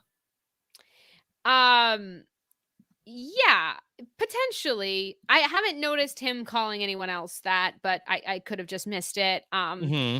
I mean, I definitely think that it's hard in general to be a woman over 50 playing Survivor. That's not the whole reason I think that she's struggling. I think there's also, she's not as tuned in with the island advantages. Yeah. And, so we have seen less moments.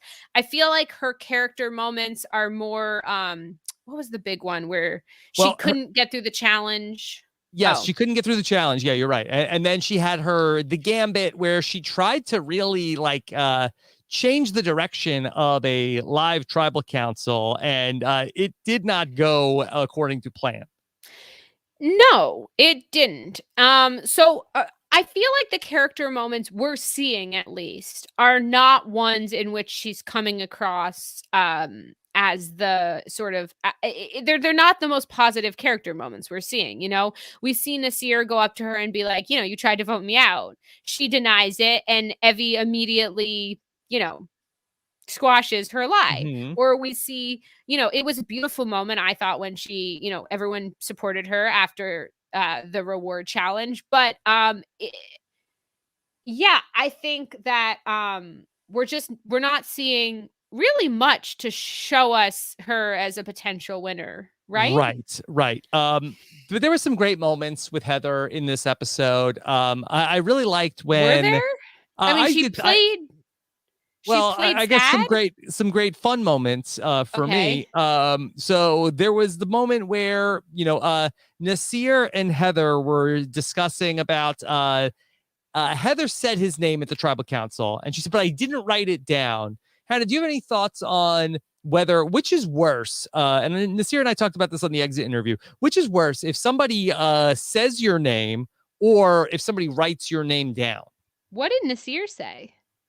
So Nasir felt like that I wouldn't even care if she just cast a vote against me. The thing I was mad about was that she told people to vote for me. So I would rather you just go and write my name down than tell people to vote for me, even if you do not write my name down. Yeah, I do think it's situational, but she was petitioning to get him voted out. Yes, but she did not write his name down. Right. But I mean, sometimes I work to get people out, but I ended up, because of split votes and idols and stuff, I ended up voting for someone else just based on who had to vote for who. Right. That doesn't mean I wasn't a part or in the know or pushing that other vote. So at the very least, I think it's just as bad. So Heather was trying to defend herself. And for some reason, she felt like, okay, well, Nasir, let me prove it to you. Ask Evie what I said during the tribal council. Ask Evie who she was told to vote for. Here, Evie, can I ask you a question? Yes. When I asked you on your shoulder and knocked on your shoulder, I said, who are you? Oh, yeah, ask Tribal. You said, vote Nasir. Yeah. Evie didn't know she was supposed to lie. They even did a flash. I feel like they did a flashback to her telling people to vote Nasir, Rob. Yeah. They flashbacked it. So, but did Heather misremember, or she's like, hey, wink, wink, wink, wink, wink, Evie, who did I wink, wink, say to vote for at the tribal council? Because it feels like that, like bad lawyering to ask a question that you know the answer to that is not agreeing with your premise. I don't know what she thought was going to happen. Maybe she winked and we didn't see it, but it feels weird because Nasir did not call Evie to the stand as a witness. Evie was Heather's witness. Yeah, Evie was Heather's witness. It's difficult when you're only sort of seeing a cut up compilation of maybe someone's weaker moments. Yes. But yeah, the question for me isn't like, is Heather going to win? It's, is Heather at the end or not? Like, what does the final three combination look like? Because could Heather be in the final three? Based on the storytelling. They better get her out soon or she's going to be in the final three. Based on the storytelling, I would say, pretty obviously, I don't peg her as a winner's pick. But I'm curious what this final three is going to look like. And if she is there. Mm-hmm. Yeah. It's, to me, I could understand people being like, yeah, why would people vote her out? But we have some powerful people that get the hibbity jibbities. Yep. And she's also connected to Erica. Right. And we saw this episode that just because people don't see you as a potential winner doesn't mean your connection to a powerful person can't get you out. Yeah. That's what I thought, that Shan had the right idea for Shan to get Heather out. I thought that was a good move for Shan. If they could have just knocked out Heather, would have kept Nasir in the game, who wanted to work with Shan. I thought that was really a very good job on Ricard to strong arm his way to get put the pressure on Shan to vote out Nasir. But it was Heather and Erica that gave Shan the hibbity jibbities, and Shan even went to Erica to talk about this potential plan. And this was another great moment with Heather. I just want to make sure it's not going to turn on me or Ricard. Well, it might, but no, it's not you. Everyone was so honest at every moment. Is it because they're hungry, Rob? Why is everyone just like she didn't get any stew. But I think no I carrots, even may have tweeted no out. Onions, no potatoes. I love that so much of Shan saying like, well, I just don't want it to turn around on me or Ricard. It might or not. Might not. I think Deshawn is doing a great job actually lying to people and really convincing people he's with them when he's not. Yes. But a lot of people this episode, I will give him that medal for this episode, because everyone else, it seems, is telling the truth all the time. Yeah. They're just like, is it me? Well, I'm thinking about it being you. Or listen, I'm not going to play my idol. And also it's you. There's just so much truth. Sorry, Mama. Yeah. Sorry, Mama. So other than Deshawn and maybe Ricard, I do feel like, and it seems like Shan really, once she went with Ricard's plan, really did convince Nasir as well. Mm-hmm. But people are just real honest. We're very honest. Yeah. And not even like because of bad lying. Like I've been accused of maybe not having the best poker face, which fair, but also because they're just telling people the truth. Mm-hmm. Although in fairness, one devil's advocate of teasing them, it does get to a point in the game where you care about people so much that it's just harder to lie to them. Yes.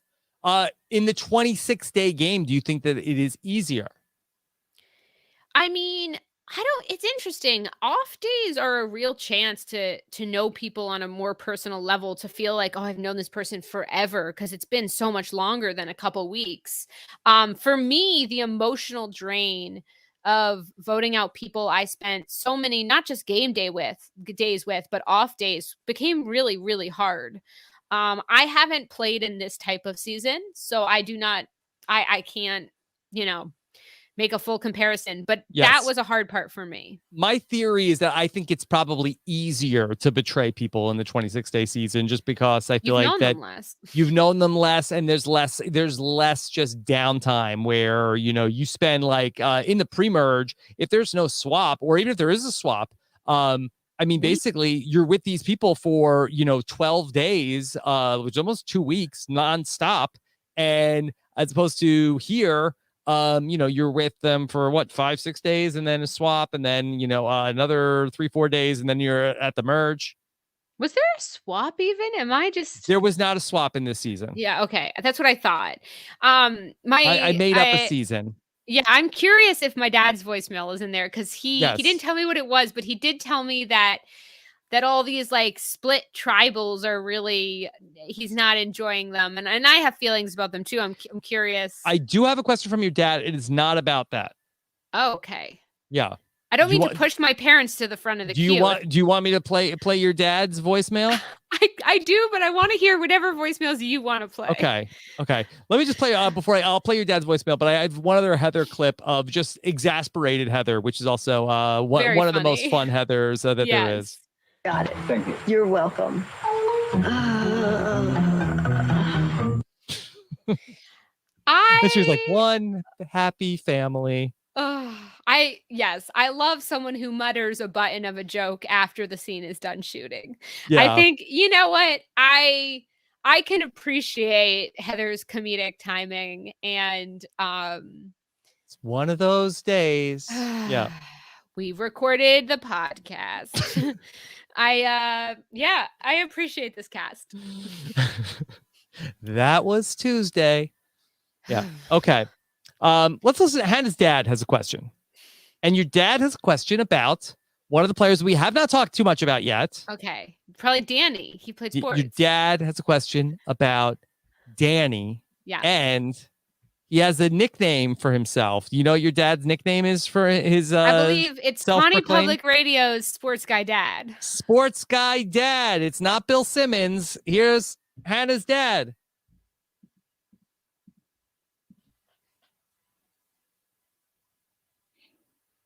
Hey Rob, hey Hannah, Sports Guy Dad here.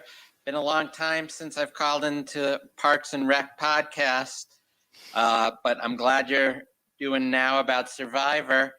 My sports quiz question today is, Danny McRae is on this season of Survivor, and if he wins, will he win more or less money than he earned in any one season as a NFL star, as CBS is promoting him?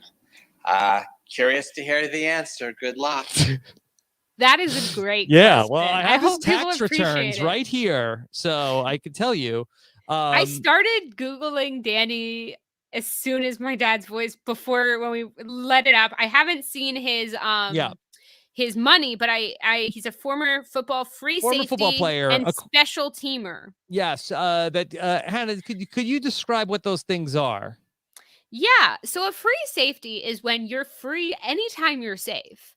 So like if your team is safe, you're free. You're free to do what you want. You're free to eat stew. You're free to hang out. And a special teamer is when you team up with people, but like in a special way. You know, you're like, hey man, like you're real special. Yes. Okay. I'll ring my bell too. He was for those who don't know, he was signed by the Dallas Cowboys as an undrafted free agent in 2010. He played college football at LSU and also played for the Chicago Bears. Yes. Okay. Yeah. So according to overthecap.com, Danny's career earnings. Wait, we're gonna guess first, right? Oh, well, I have it open, so you can guess. I mean, do you think your dad knows the answer, or do you think your dad was curious? No, I think he knows the answer. I'm gonna say overall he made more in his football career, but per season he'd make more winning Survivor.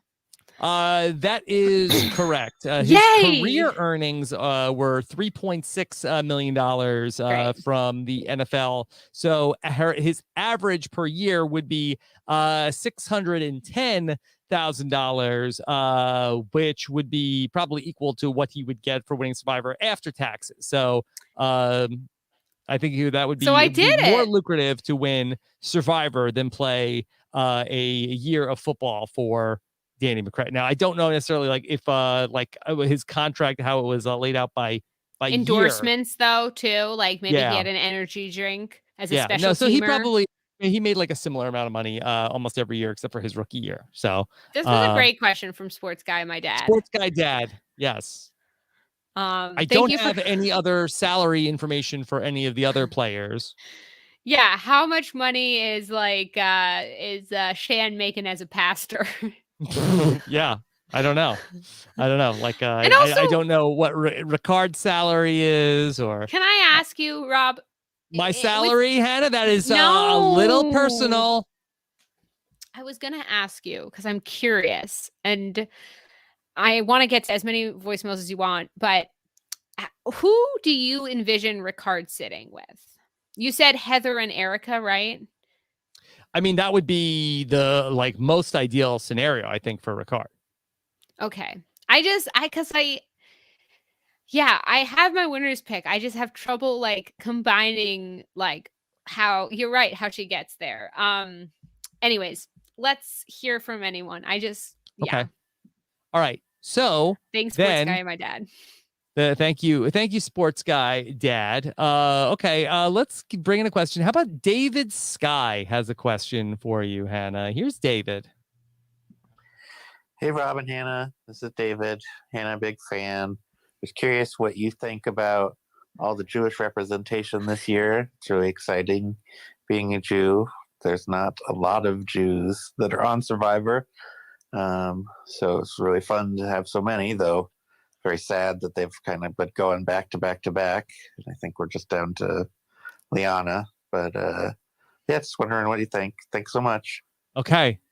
Hannah, are you excited about the Jewish representation in this season? I believe four Jews castaways that really since the quote unquote merge, Sydney, Tiffany, Evie, and Liana are the 4 Jewish players that were in the game this season. The most Jewish season yet of Survivor. I believe someone said that there were 20 Jews total before, so this is a lot more Jewish people. First of all, David, thanks for saying you're a fan. That's so nice. And David, thank you for a great question. It's great. I remember because Adam and I made the final 3 of our season very Jewish. But I remember talking to people and being like, have you ever met a Jewish person before? And it was unclear with certain cast members. 4 Jewish contestants. It's really fun to see representation. It's fun to see. I feel like I recognize Evie is also from Arlington. She's from the town over from where I grew up, Brookline, Massachusetts. I feel like I know them. I think overall, though, I think there are so many more members of the audience that get to see themselves represented on TV, which is, it's got to be a really cool thing, how I feel about seeing Jewish people on Survivor. There's so many people that are seeing themselves, if not for the first time, in more ways and more variations. So I think that, I think it's a great season. And wasn't there an article about how it was the most Jewish season ever? I believe so. Or did that article say it was the most Stewish season ever? It's an angry it's a Vox article, I think. Yeah. Ding. All my life, I've dreamed about a season that was the most Stewish ever. Carrots, peas. You're really mad about this too. Shallots. Oh man, I know. And I think Tiffany, did she speak Hebrew in one episode? Yes, she said Baruch Hashem. I'm glad we had Rob say it. Baruch Hashem, we're eating. Baruch Hashem. Sorry. Yeah. Representation's great. And bingo bango. Bingo. Everyone, both the Jewish contestants and not from this season, are invited to my place for Hanukkah. We'll be having stew. Yes. And will it be a bowl of stew that will go on seemingly for days and days, miraculously? I've never like that. Boy, we should have run out of stew by now. Yep. Mm-hmm. 8 days and 8 nights of stew. Yes. Okay. All right. Hannah, let me give you another voicemail question because you've asked for them. Here is one from Allison Parker has a question for you. Okay. Here is Allison. Hey, Rob. It's Allison from Chicago. It's my first time calling in, and I have a question about this week's Survivor episode. At Tribal Council, the players indicated that they knew where all the idols and advantages were, and Probst seemed shocked by that, to which the players replied, well, we had to shout out interesting phrases in order to activate the idols. Did Jeff really think that they wouldn't pick up on this? Thanks, Rob. Hannah, we haven't talked too much about the idol phrases, but Jeff did see, we got a couple of voicemails about this, that Jeff seemed surprised that the players seemed to know who had all the idols in this season, and asked them, wait, how did everybody know? How on earth did the broccoli know that the goat was running up the mountain? Yeah, not only, were ridiculous things said, but every clue said what every phrase was going to be. Right. So at every clue, you had a couple people, because, sometimes they were found by a couple people, yada, yada, know a couple phrases. Of course, like it's interesting because there are so many seasons where you don't know where the advantages are, and that can create its own thing. But yeah, I have no idea how Jeff didn't. I mean, they literally had to be like, I have an idea. And then even if you didn't know, didn't they lose their vote until it happened? Yes, that is correct. There were less. Yeah, there were so many. Everyone was circled in red Sharpie. Right. And there was also an advantage to steal idols from people but you had to know who had their idols.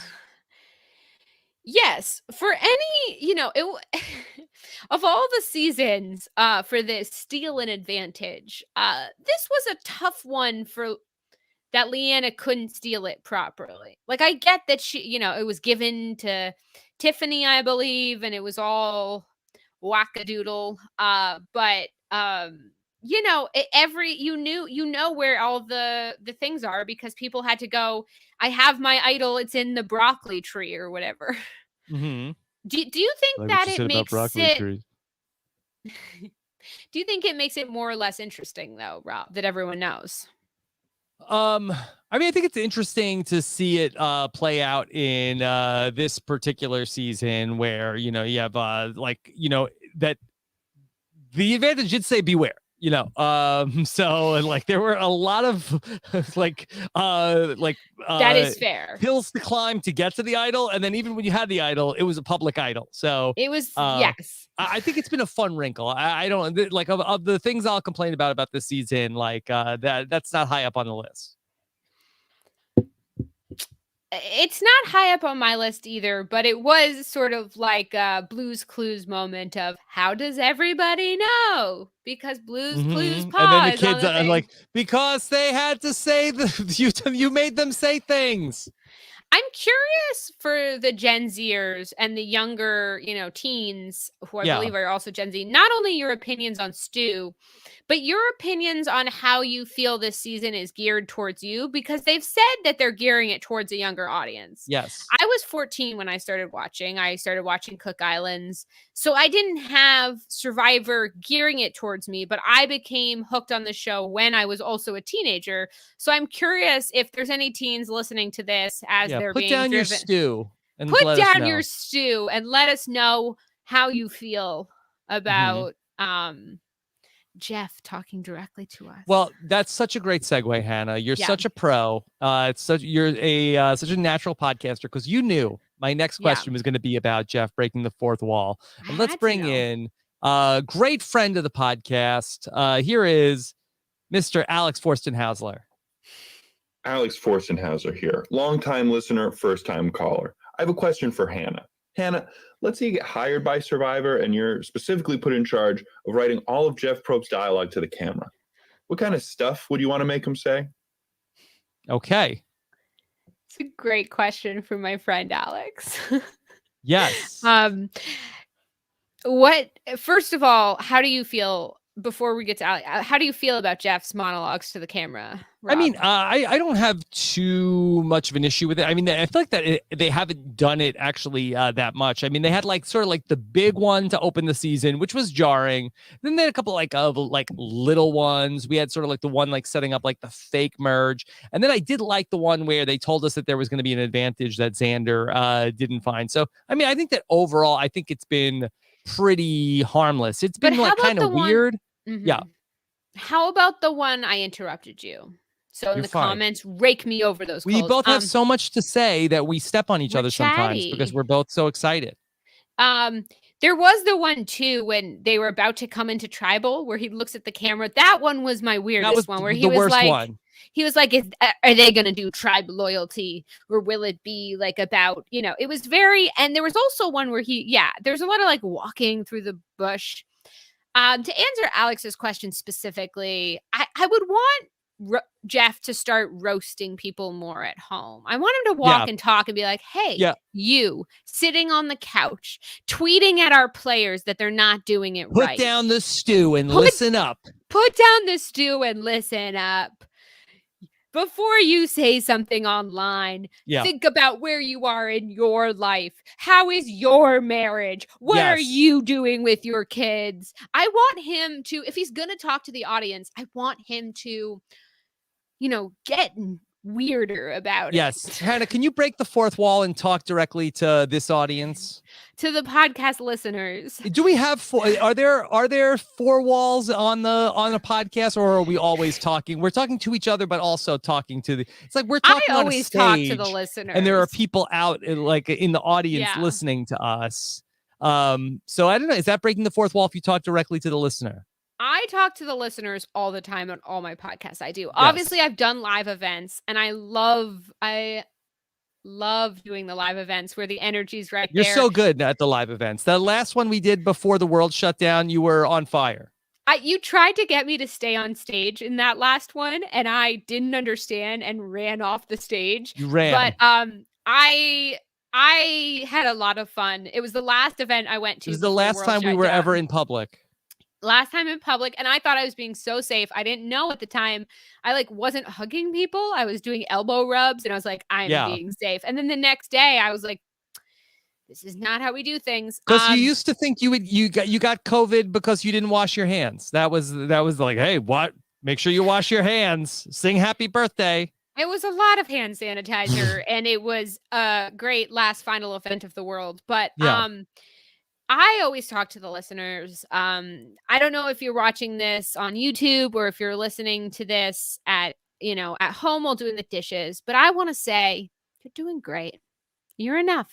Whatever you're doing, you might think like, I'm just listening to this podcast and doing the dishes, but you are up there and you are cleaning those dishes you've needed to clean. And if you are watching this on YouTube, you did your best today. And if the day hasn't started, you're going to give it your all.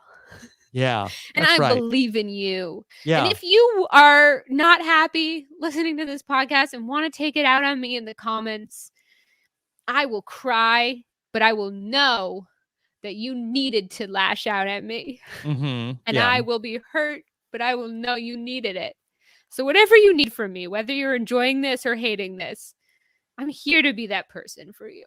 But in some way, would you be flattered that they listen to an hour and 45 minutes of this podcast to get to this point? Yeah. Yeah. If you listen to an hour, 45 minutes of this just to hate me, that is more commitment to someone you hate than I give to most things I like. So yeah. I would be flattered either way. And if you're still listening and you do enjoy this, or like you've come up at events and said hi or bought cookies with me at Ralph's during events, I miss you guys and I hope we can do it again soon. Okay. Let's take another question. This is from Willis. Let's find out what are you talking about, Willis?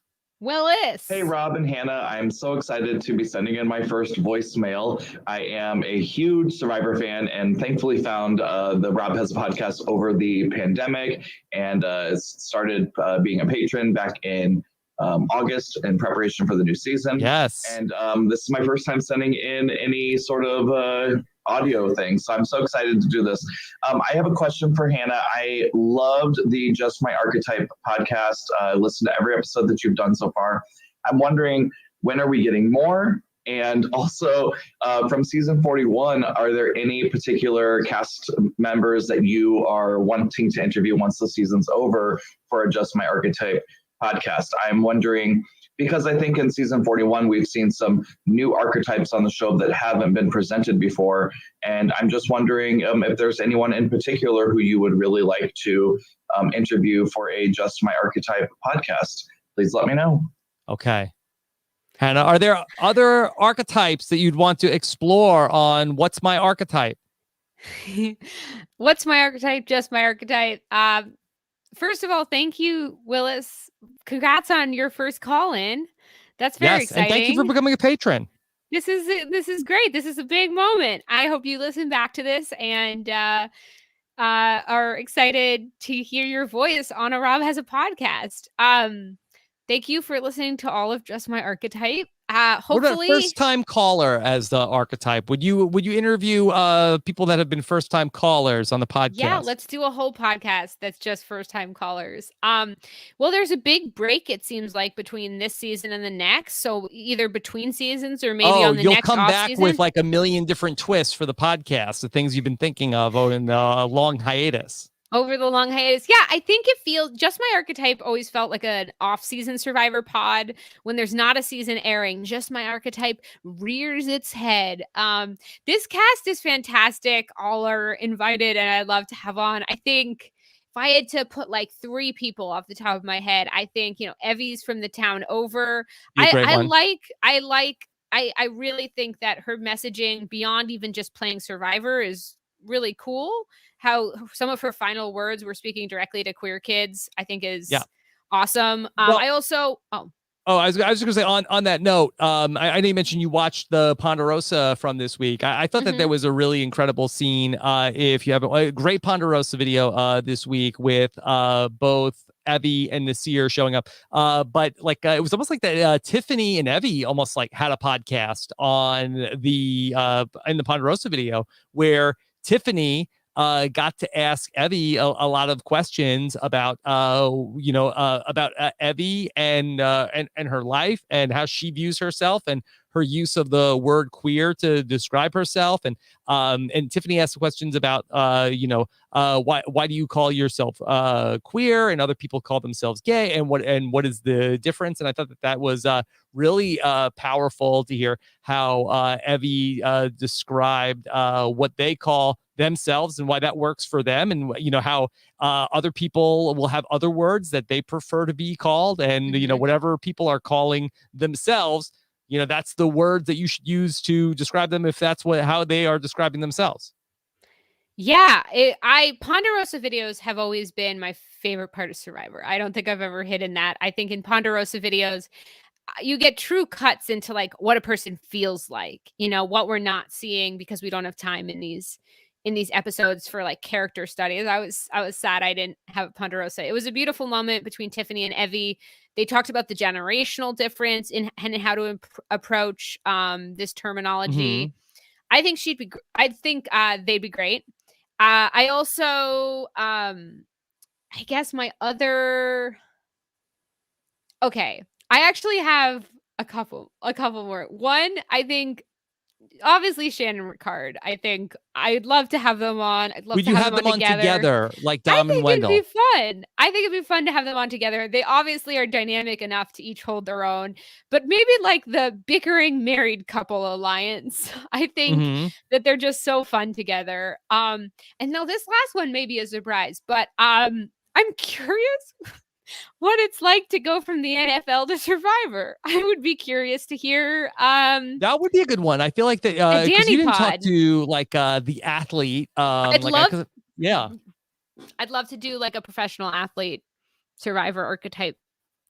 I like talking to archetypes that are just slightly different from me. Yes. Will you let your dad co-host that episode of the podcast where you interview Danny?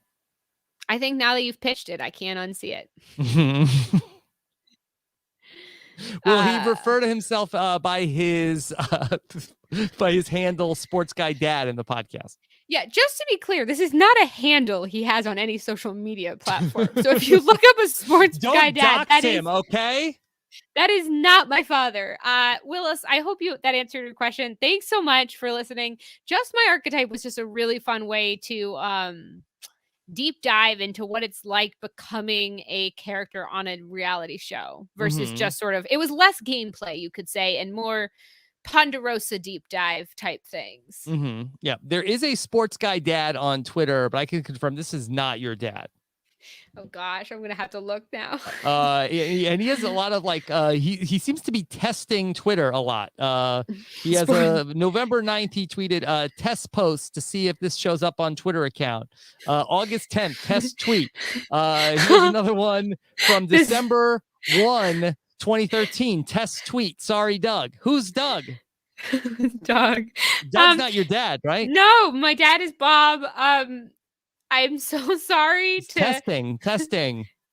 That is, to be very clear, that is not my father. That's not your dad. Your dad knows when he's on Twitter. My dad maybe knows when he's on Twitter, but I don't think he is. Okay. Willis, thanks for your first time call. Honored that you chose this pod. Shout out Tom L, Sports Guy Dad. Okay. And then I have one other voicemail for you, Hannah. Let's do it. Okay. You're having fun, right? I'm having a great time. Are you having a good time? I'm having a lot of fun. I mean, this time has flown by. Can't believe it's almost 2 hours. I can't say it enough. And I know I've said it a bunch, but I have had so much fun over the years coming on your podcast. Yes. It's been something I'm really thankful for coming out of Survivor. I feel like I have, whether or not I get better, I have more fun every time I do it. And yeah. We started this podcast talking about how great Sophie is, but have we given you your flowers in terms of your many podcast appearances that I feel like that you've been on the podcast at least once during every single season of the show? I do believe. I believe that's true. Yeah. And you have been such a staple of the podcast, that you've become such a gifted podcaster in your own right. And it's such a treat that, that you want to still talk about Survivor. And I love getting to have you come on the show. I really appreciate that. It's the medium I like doing it once a season. I like getting out all my thoughts. I think you're just, for anyone who's podcasted with Rob, they know that it's just such a good feeling because you're such a safety net as a host in a co-podcast. It's so much fun. It's like bouncing on a trampoline with someone. Wow. Where am I the trampoline or we're on the trampoline together? I guess in this metaphor, maybe you're both. I don't know. I've made it an unnecessary metaphor, but it's just, you feel so taken care of. And it was such an interesting challenge, doing my own podcast and being like, oh, I have to be the trampoline. There is no for my trampoline. Guests. There is no, or I'm the trampoline. This has become as confusing as the season 41 advantages unnecessarily. Yeah. But no, I like that metaphor. Actually, I feel like that, that I take what you give me and I want to give the energy back to you so that you can come back and give us more. It's just I wouldn't come back every season if I didn't have a good time doing this. And both you and then the people calling in. I mean, I think midway through my every season podcast, I started doing voicemails. Yeah. And it's my favorite thing. I love, Willis, who's calling in and found it during the pandemic. It's so cool to talk to people and get to kind of answer questions. Anyways, It's great. And thank you for having me again. Okay. Let's take one more voicemail, and let's take one from Survivor Barbie has a question for you. What's up, my favorite Survivor podcasters? This is the one and only Survivor Barbie, aka Mrs. Whitney Spears. I just wanted to say I love RHAP and Hannah Banana. you. Bye. Okay. Happy birthday! I this believe week that to be Lauren. Lauren Ashley Beck. Yes. The Happy queen birthday, of Survivor Lauren. TikTok. Yeah, she is like, she would know if Gen Z likes stew. Lauren would know. Like, Lauren is not Gen Z, but she would know if Gen Z likes stew. She would know I believe if it was that if it was a confidently. thing. Yes. Yeah. I think I need to make a TikTok about stew and see if because if Gen you need Z to is write into a book about it might go viral. I guess a book. Yeah. I if I'm learning anything from this podcast, it is I've thought more in detail about this Survivor season and about stew. Listen, I feel like Xander, in fairness, he was surprised at how good the stew was. He said Probst undersold the stew. Maybe Xander believed what you did about stew and then ate it, and it was more incredible than he pictured. Jeff, you can play it again. By the way, Jeff, you undersold the hell out of it. It was so good. Hearty potatoes, warm broth, carrots and onions, and that was exactly what we got. Yeah. Can I tell you a very this is a real non sequitur story, but it does make me laugh that when I was in college, there was a guy who his nickname was Stu, and people would call him Stu, and then but that was not his name. His name was Brian, and then we find out, well, why do people call him Stu? And the reason was because people thought that he was stupid. Oh, that took me too long. Well, I mean, he was a college educated person. Do you think that part of your resistance to stew is in part similar to how Leanna doesn't like Xander, probably because she knows Xander's? Do you think you're hesitant about stew because of this, former person called Stu that made you feel stupid for not understanding his nickname? Me feel as like that I did not have any ill will towards this person. I have more problems with stew because I think my mom used to make it, and it was like me and my sister would be like, "No, not stew. That's the worst dinner."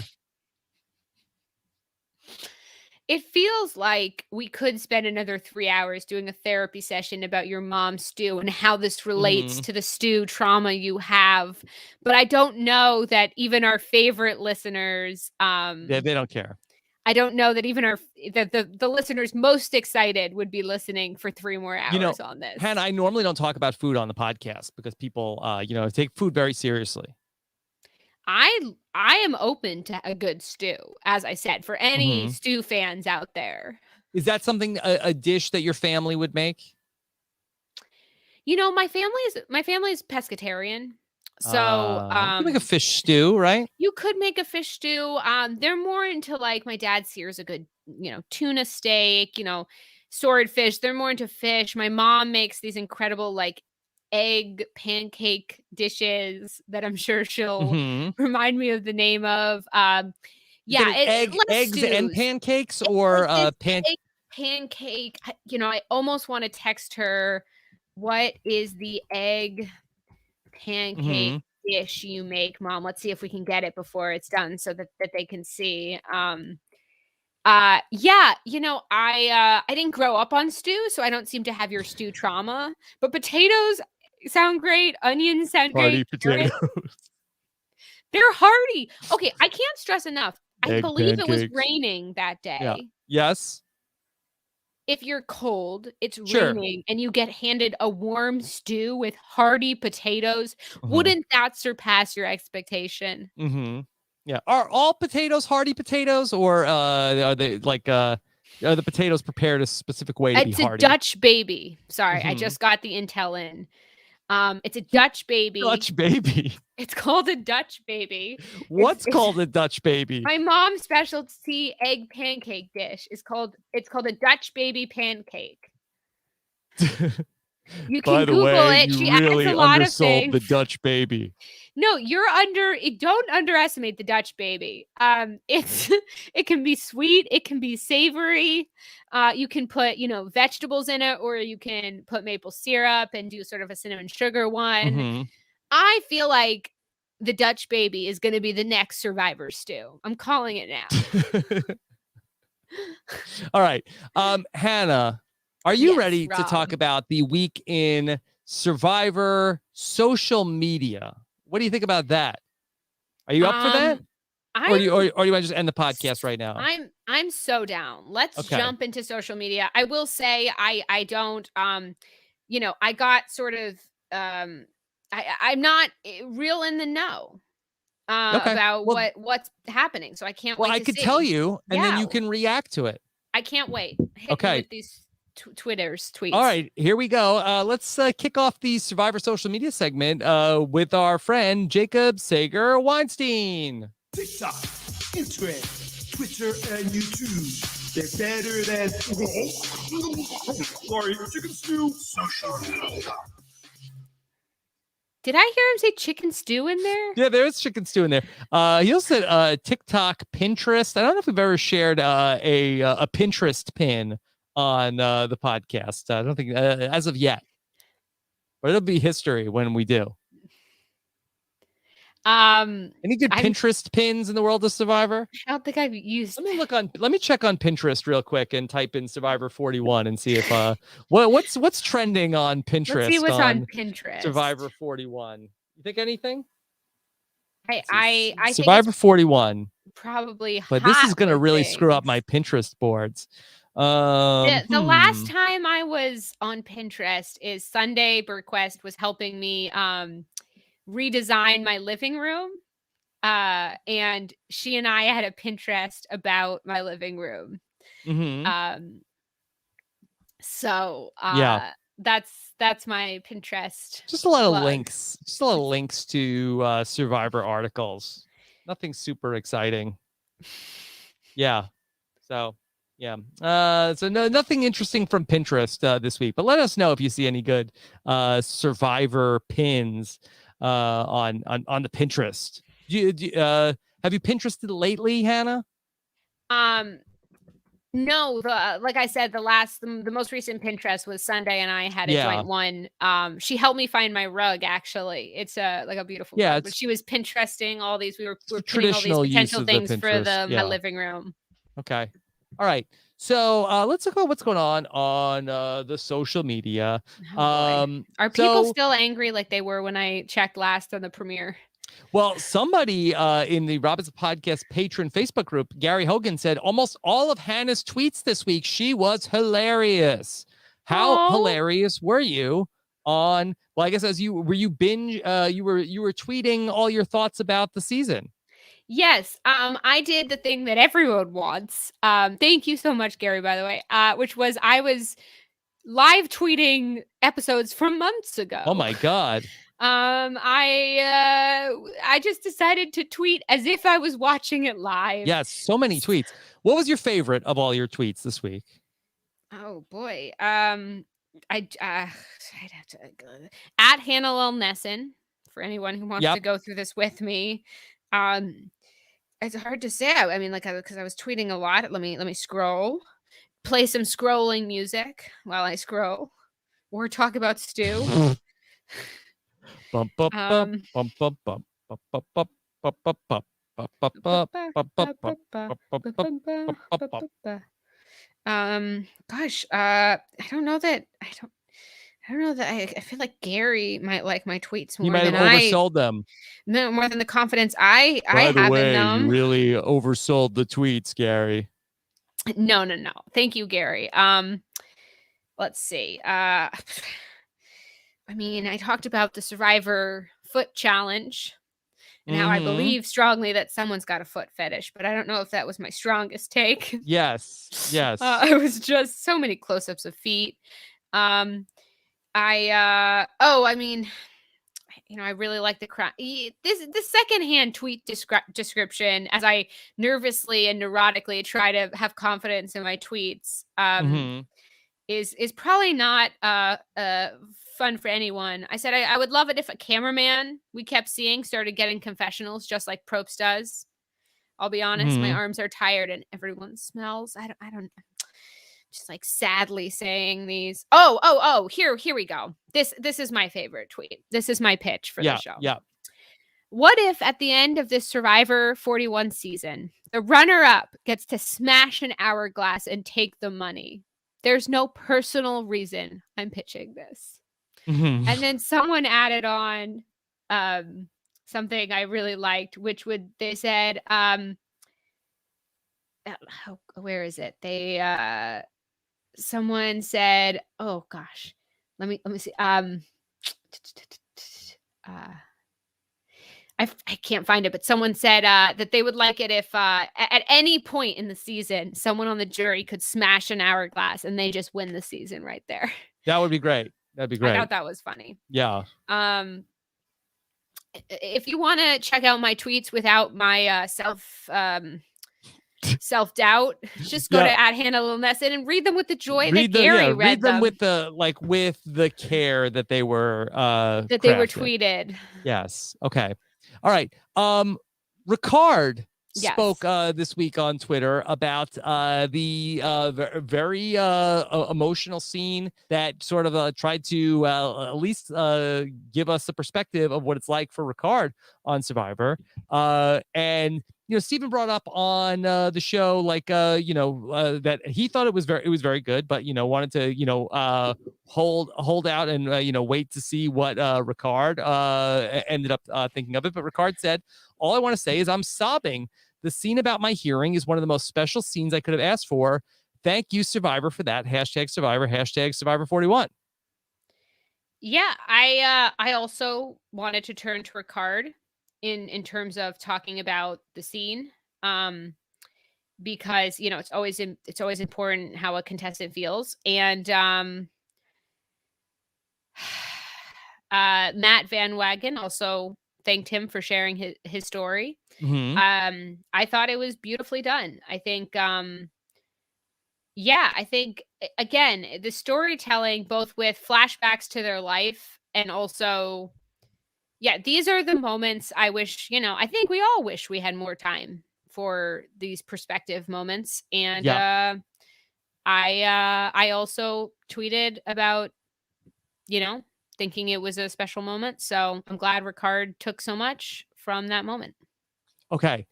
Xander tweeted out a multiple choice quiz. Oh gosh. Okay. In regards to that, he tweeted out this scene from the episode. Let me play the clip. So if you gave your idol to me, like, that would make me feel more comfortable not to play it, but just to have it, to know that you wouldn't play it. You would do that. Well, I mean, not to you. Which look, gotta respect Liana for trying. So Survivor Twitter account tweeted out, well, that's awkward, #Survivor. Xander tweeted out a quiz. Okay. He said, my reward was stupendous, STEW PENDOS. B, face was hated. C, idol was not given away. D, all of the above. I mean, all of the above happened. Yeah. Well, I definitely don't think the reward was stupendous. It was stupendous, though, as he said. I guess so. I guess it was D. It was D. I forgot about that scene. Let me favorite the person that said, I like what you said about stew. I think that as kind of awkward as that moment was, I love how she thought he immediately said yes.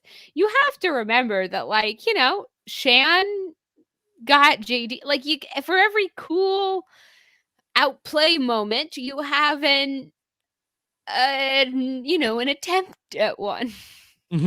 Yeah, look. You tried. miss 100% of the shots you don't take. Okay. Bing, bang. Yep. You don't know what's going to work.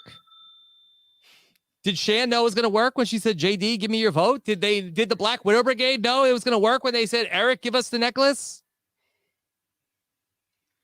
Did Rob know it was going to work? when he said, ladies, leave your man at home. Leave your man at home and date me, Heidi. No. But he took that shot with Heidi, flirting with her in his confessionals. I mean, there was, to be fair, there was not much of a shot taken. It was just mostly like, hey, if I'm just in the proximity of these women, like maybe at some point, like they'll say that there's nobody else here. Yeah. Leanna asking Xander for his idol is the same thing as you shooting your shot with Heidi. I said it on the podcast. It's fact. Yeah. Okay. I do not think that shot was ever taken for the record. Okay. All right. How about Karishma was asking the question this week. Did the survivors all just get new clothes? Did you notice did the players have new clothes this week? I mean, it's only been like a week, so maybe they just look clean. Mm-hmm. Yeah. I have not noticed new clothes, but also they could switch their outfits every episode, and that would be funny. Mm-hmm. That would be funny if there was a season where they just constantly added scarves or something. Yeah, I didn't catch it. Accessories would be great. Yeah, I don't believe they suddenly have new clothes. I don't think so. People thought I had new clothes when I was just stealing people's pants on my season. Whose pants did you steal?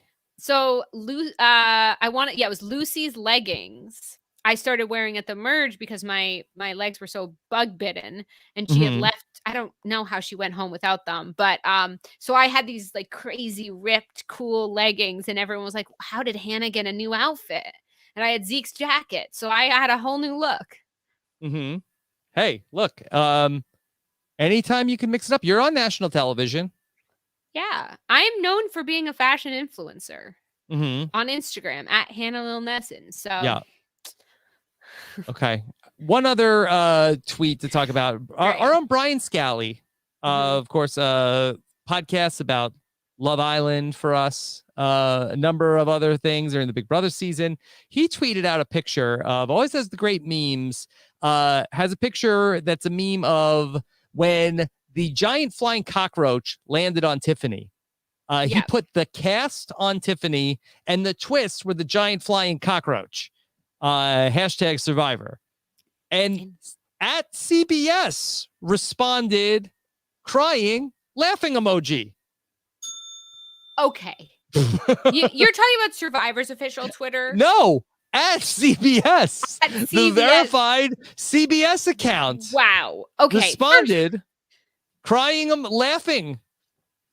And here, ROTFL. My mom is also coming for at CBS. I wonder if they'll cry and laugh at her.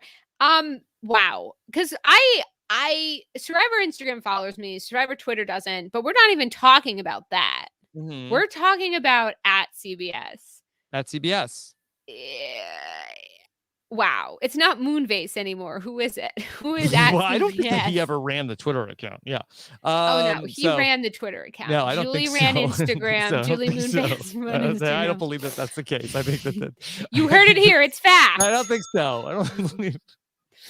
I have still my bell from when I was a temporary know-it-all. Oh, yes. And we gave you one? Hannah, we brought you a bell? Yeah, to Hannah, a true know-it-all. Rob. Yes. Okay. Do you sign your own bells, or are you? I like do Moonbase? for certain patrons. Yeah. This is the bell I've been ringing, and silver it's always an Sharpie honor. You can. It's the not the one world. What is it? The Exile. They came back season that I did. Look, I'm still a know-it-all about it. Not what exiled. No, the Edge of Extinction. The Edge of Extinction. My brain has broke after 2 hours. Yeah, and actually, the bell that I have on my desk actually is signed. It says to Jacob, from Rob, ding, hashtag RHAP. There you go. Oh, it's impressive, right?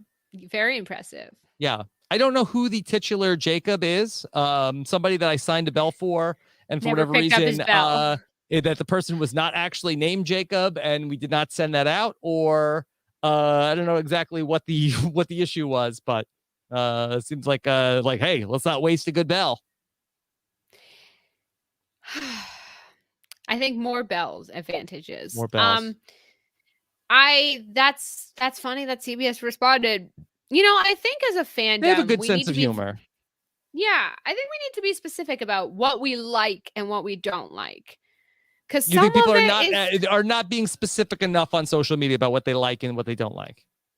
I don't want to say that because people are sometimes so specific I cry. But I think a lot of times people are like, bring it back to season 1, just nothing. Drop the 4, keep the 1. And multiply it by 100. Like they're just, yeah, no, yours made sense. Mine didn't. And I don't think I don't think the show is going to return to its original form.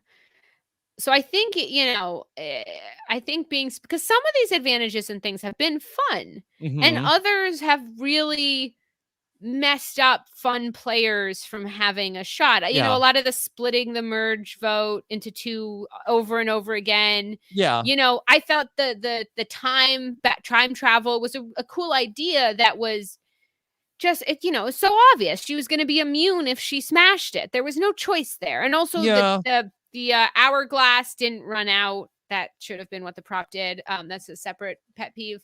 But no, if she wasn't going to be immune, or if they redid the challenge and then she might be immune. But to be like, if you told any first-time Survivor player, if you smash this, you're guaranteed to at least make the merge. If you don't, you're going to go into a tribal with 6 people and maybe be a pre-merge boot. They're always going to smash. Like we got to, talk about because I don't think they're going to take everything away. I thought it was funny that when Xander didn't find it, I was actually rooting for, because I'm always rooting for, he did a nice thing, then he didn't find it. Part of me, do you think he saw it and was like, no more advantages? No way. No, we're not doing not. it. We're not Definitely doing not. it again. You didn't see it. What do you think the unopened advantage was? My best guess was the safety without power. I haven't done that one yet. The legacy advantage. Maybe legacy advantage. Yeah, that could be something new. No, that's not new. Well, or yeah, it could be that, or it could be something new. Yeah. Oh yeah, it could be the time. I want to see a time jump to the future. Yeah. So you skip a day. We went back. I want to go forward now. Now it's a 25-day season. The reason I get kind of looser as the podcast gets to this point is only people I want to believe that have enjoyed this are still here. Yes. Okay. Do you want to? I feel like my haters have sprinkled off. They're gone now. Do you want to give us some exclusive information here? If you made it 2 hours and 20 minutes into the podcast, what specific? What's a reward? What's a reward for them? We'll give you a stew full of our opinions. The potatoes is that we're hearty potatoes. The hearty potatoes. Mm-hmm. What is something we haven't said about this dang season, though? I don't know. Now we've said everything about the season. Tell me about something else going on. Just secrets from the. Give us a tidbit. I want to know when. Do you think there is going to be a time when it's safe enough to have another live event? I want to know. I hope so someday. Yeah, right? A tidbit. My puppy turned 1, and I love her so much. Yeah. Any fun hobbies or anything you're working on, not professionally? Well, I'm gonna get to go skiing when I'm home. We know famously your mom is a world record holder. Yes. with the skiing, but you are an avid skier also. I've been skiing since I was 2 years old, and I'm going to say this with full confidence: if the Survivor challenges were all ski challenges, I would Winter Survivor be Aussie. I would win them all. I am an excellent skier, and I can say this because all my haters are gone.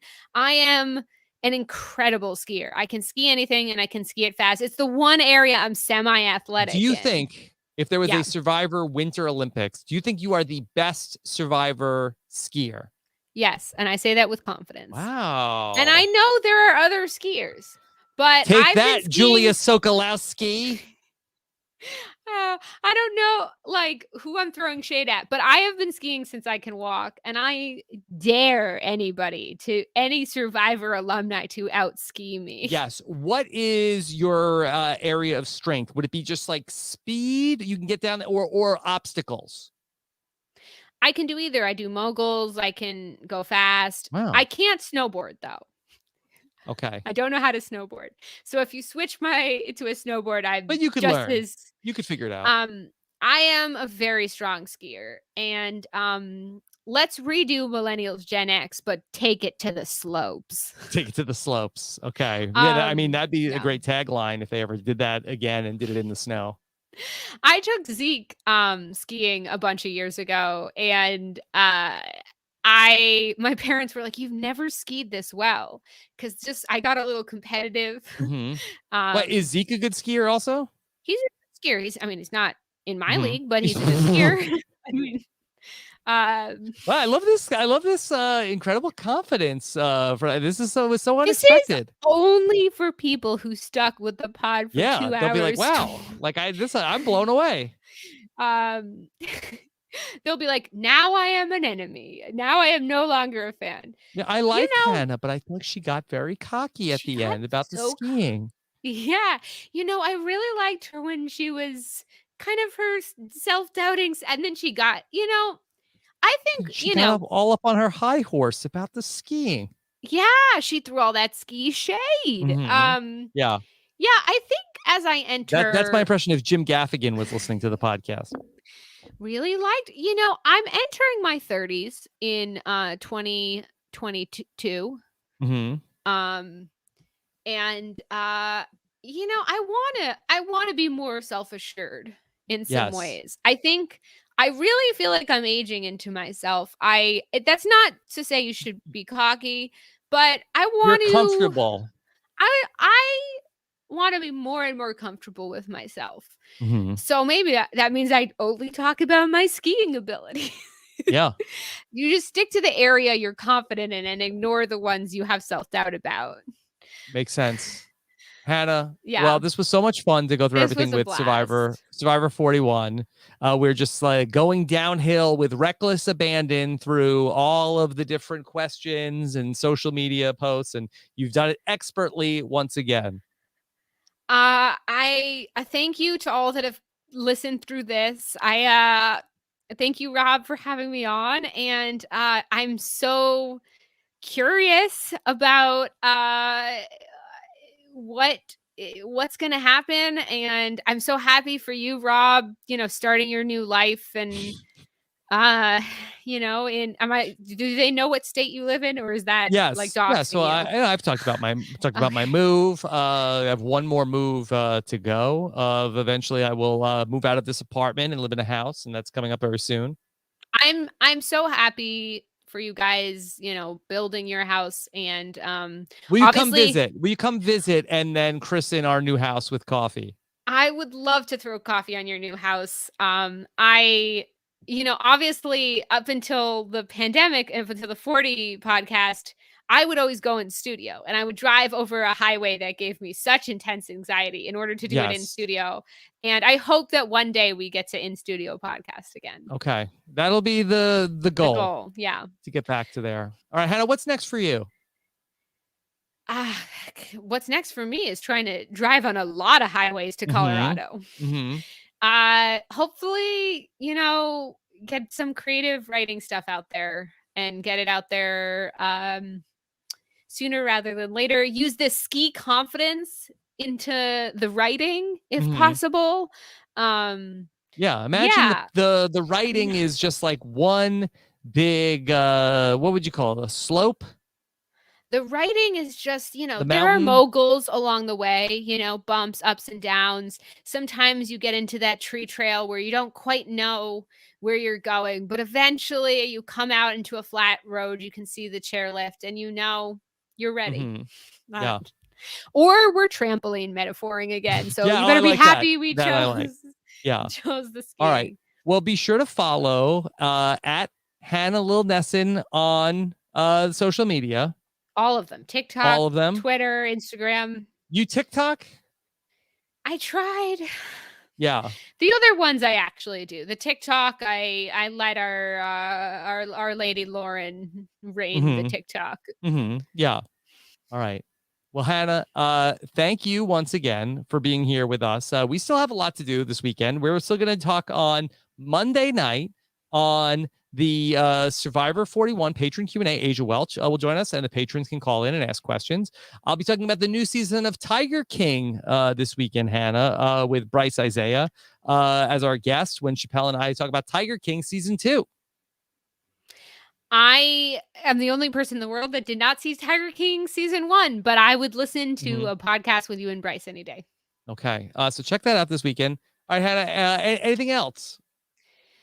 I'm just really thankful for this community, and I hope the people I've met will support me in other adventures. Thank you for those who listen to Just My Archetype and Pawnee Public Radio. It has been so much fun. I hope you had fun listening in your long drive / doing the dishes. Yes. Okay. If you like these people on Survivor, you'll love them in your car. Take care, everybody. Have a good one.